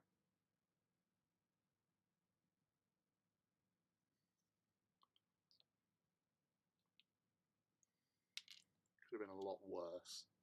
That's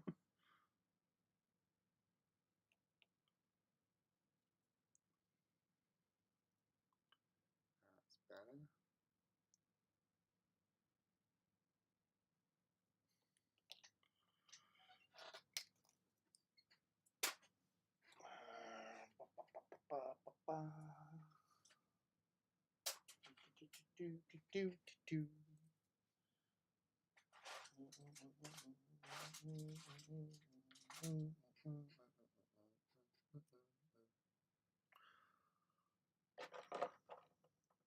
Right. So the only time I use a bad and black really is on the base rims.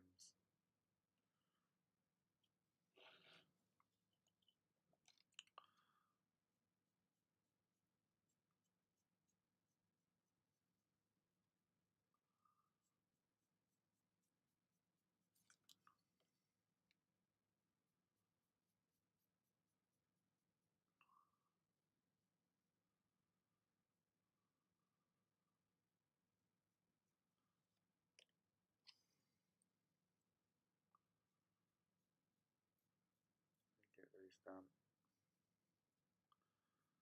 So yeah, there's still obviously a few details to be doing on these things anyway, but for the most part,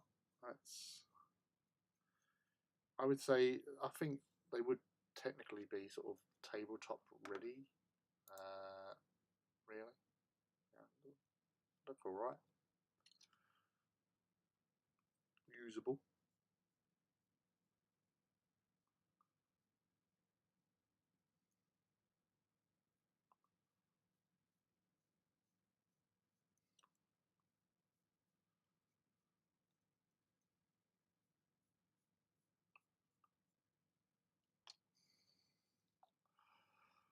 Cyprian, thanks for hanging out, dude, and we'll speak to you again elsewhere and obviously on streams when you're back with us.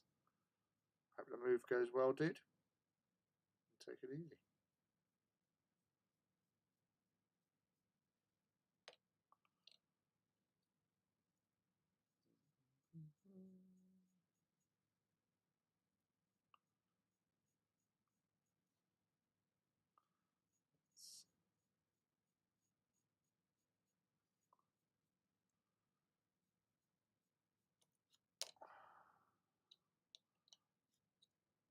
I've got to do the skin and all that on the helmetless dudes.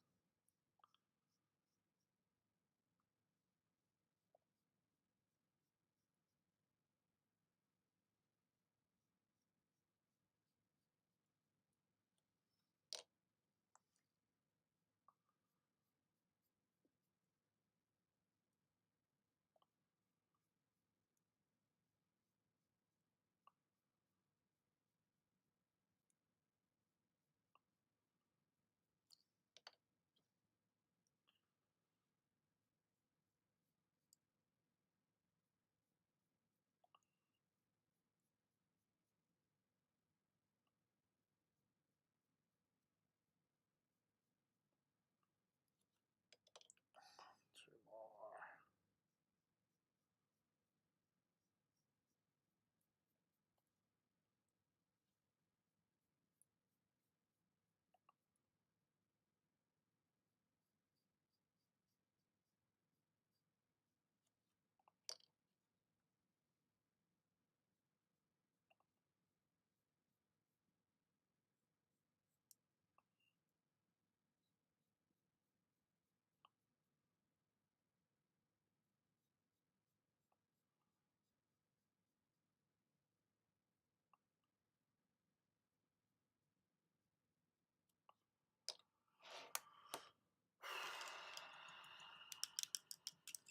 Wow.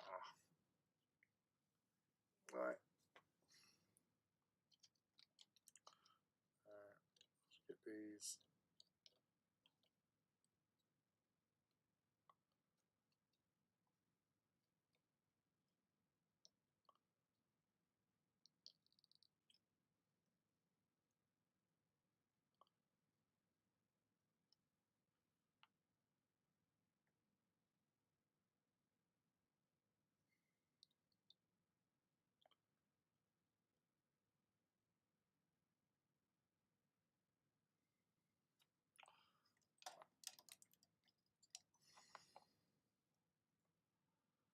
So I'd say they're about 85%, 80 to 85. So I've still got to do eyes, a few extra details. Got to wash the bolters, do the skin on the helmetless dudes, and any other sort of bits and pieces I need to sort of touch up and stuff. Lots of those little cables off the boots in particular. But yeah, that's pretty much, you know, from, well, it was base coat, so I'd done the primer and lead belcher spray before coming on this evening. Best salamanders you've seen so far. They are fantastic salamanders. And then, as I say, from there on, it was 3 attacks with the airbrush with the Vallejo aluminium, and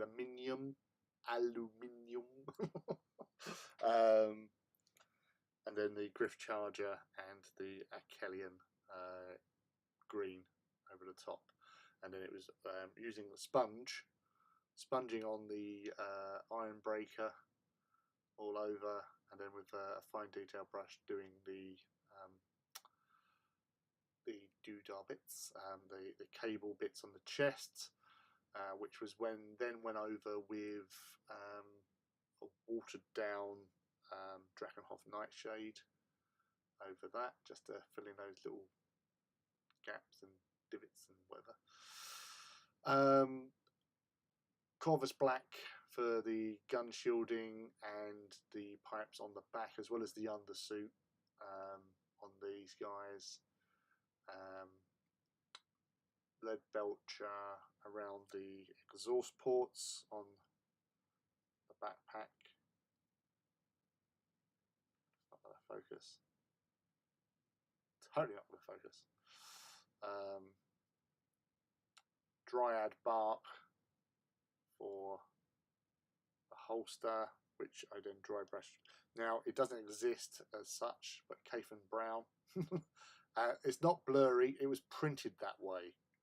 So you're not seeing things. That is actually a pretty clear image of what it's like.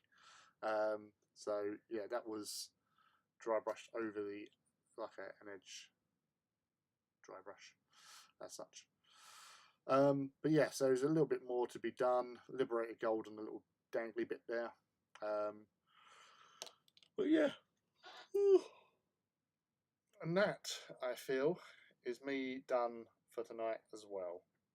So thank you to everybody who's hung out tonight. It's been really nice. Good conversations going on in between the quiet limited edition paint. Yeah, that's an original Foundation paint from like 13, 14 years ago. Still running. But yeah, that's a tactical squad technically, although I will be swapping out one of them for the second squad and putting a sergeant character in there. But yeah, so that's it. Basing's done. It's just details really. So yes, so again, thank you all for hanging out. It's been a great evening. Really enjoyed it, and we'll catch up again on Wednesday when I will be building something. I haven't decided yet what we'll be building, but we'll Wednesdays is construction day for painting on the Saturday. I feel that's the way it should go. So yeah, so thank you, Judge. Thank you, Rob. Thank you, Felix, Cyprian, who's already gone, Ivy, Luke, who disappeared ages ago, Mechanical Frog, and everyone else that was hanging out with us today. M as well, who popped in while I was having dinner. Thank you very much, M. Not that you're ever going to see this, but thank you. And yeah, and all the lurkers. Mouse, she was here. And yes, we'll catch up again. Good to see you too, Felix. Lovely to have you hanging around. Yeah, we'll see each other again on Wednesday if you're about. These will be done by then anyway. I'll show them off when on stream. So until then, night night wherever you are. Sweet dreams. Think heretical things if you need to. And we'll catch up again at a later date. Take care. Bye-byes.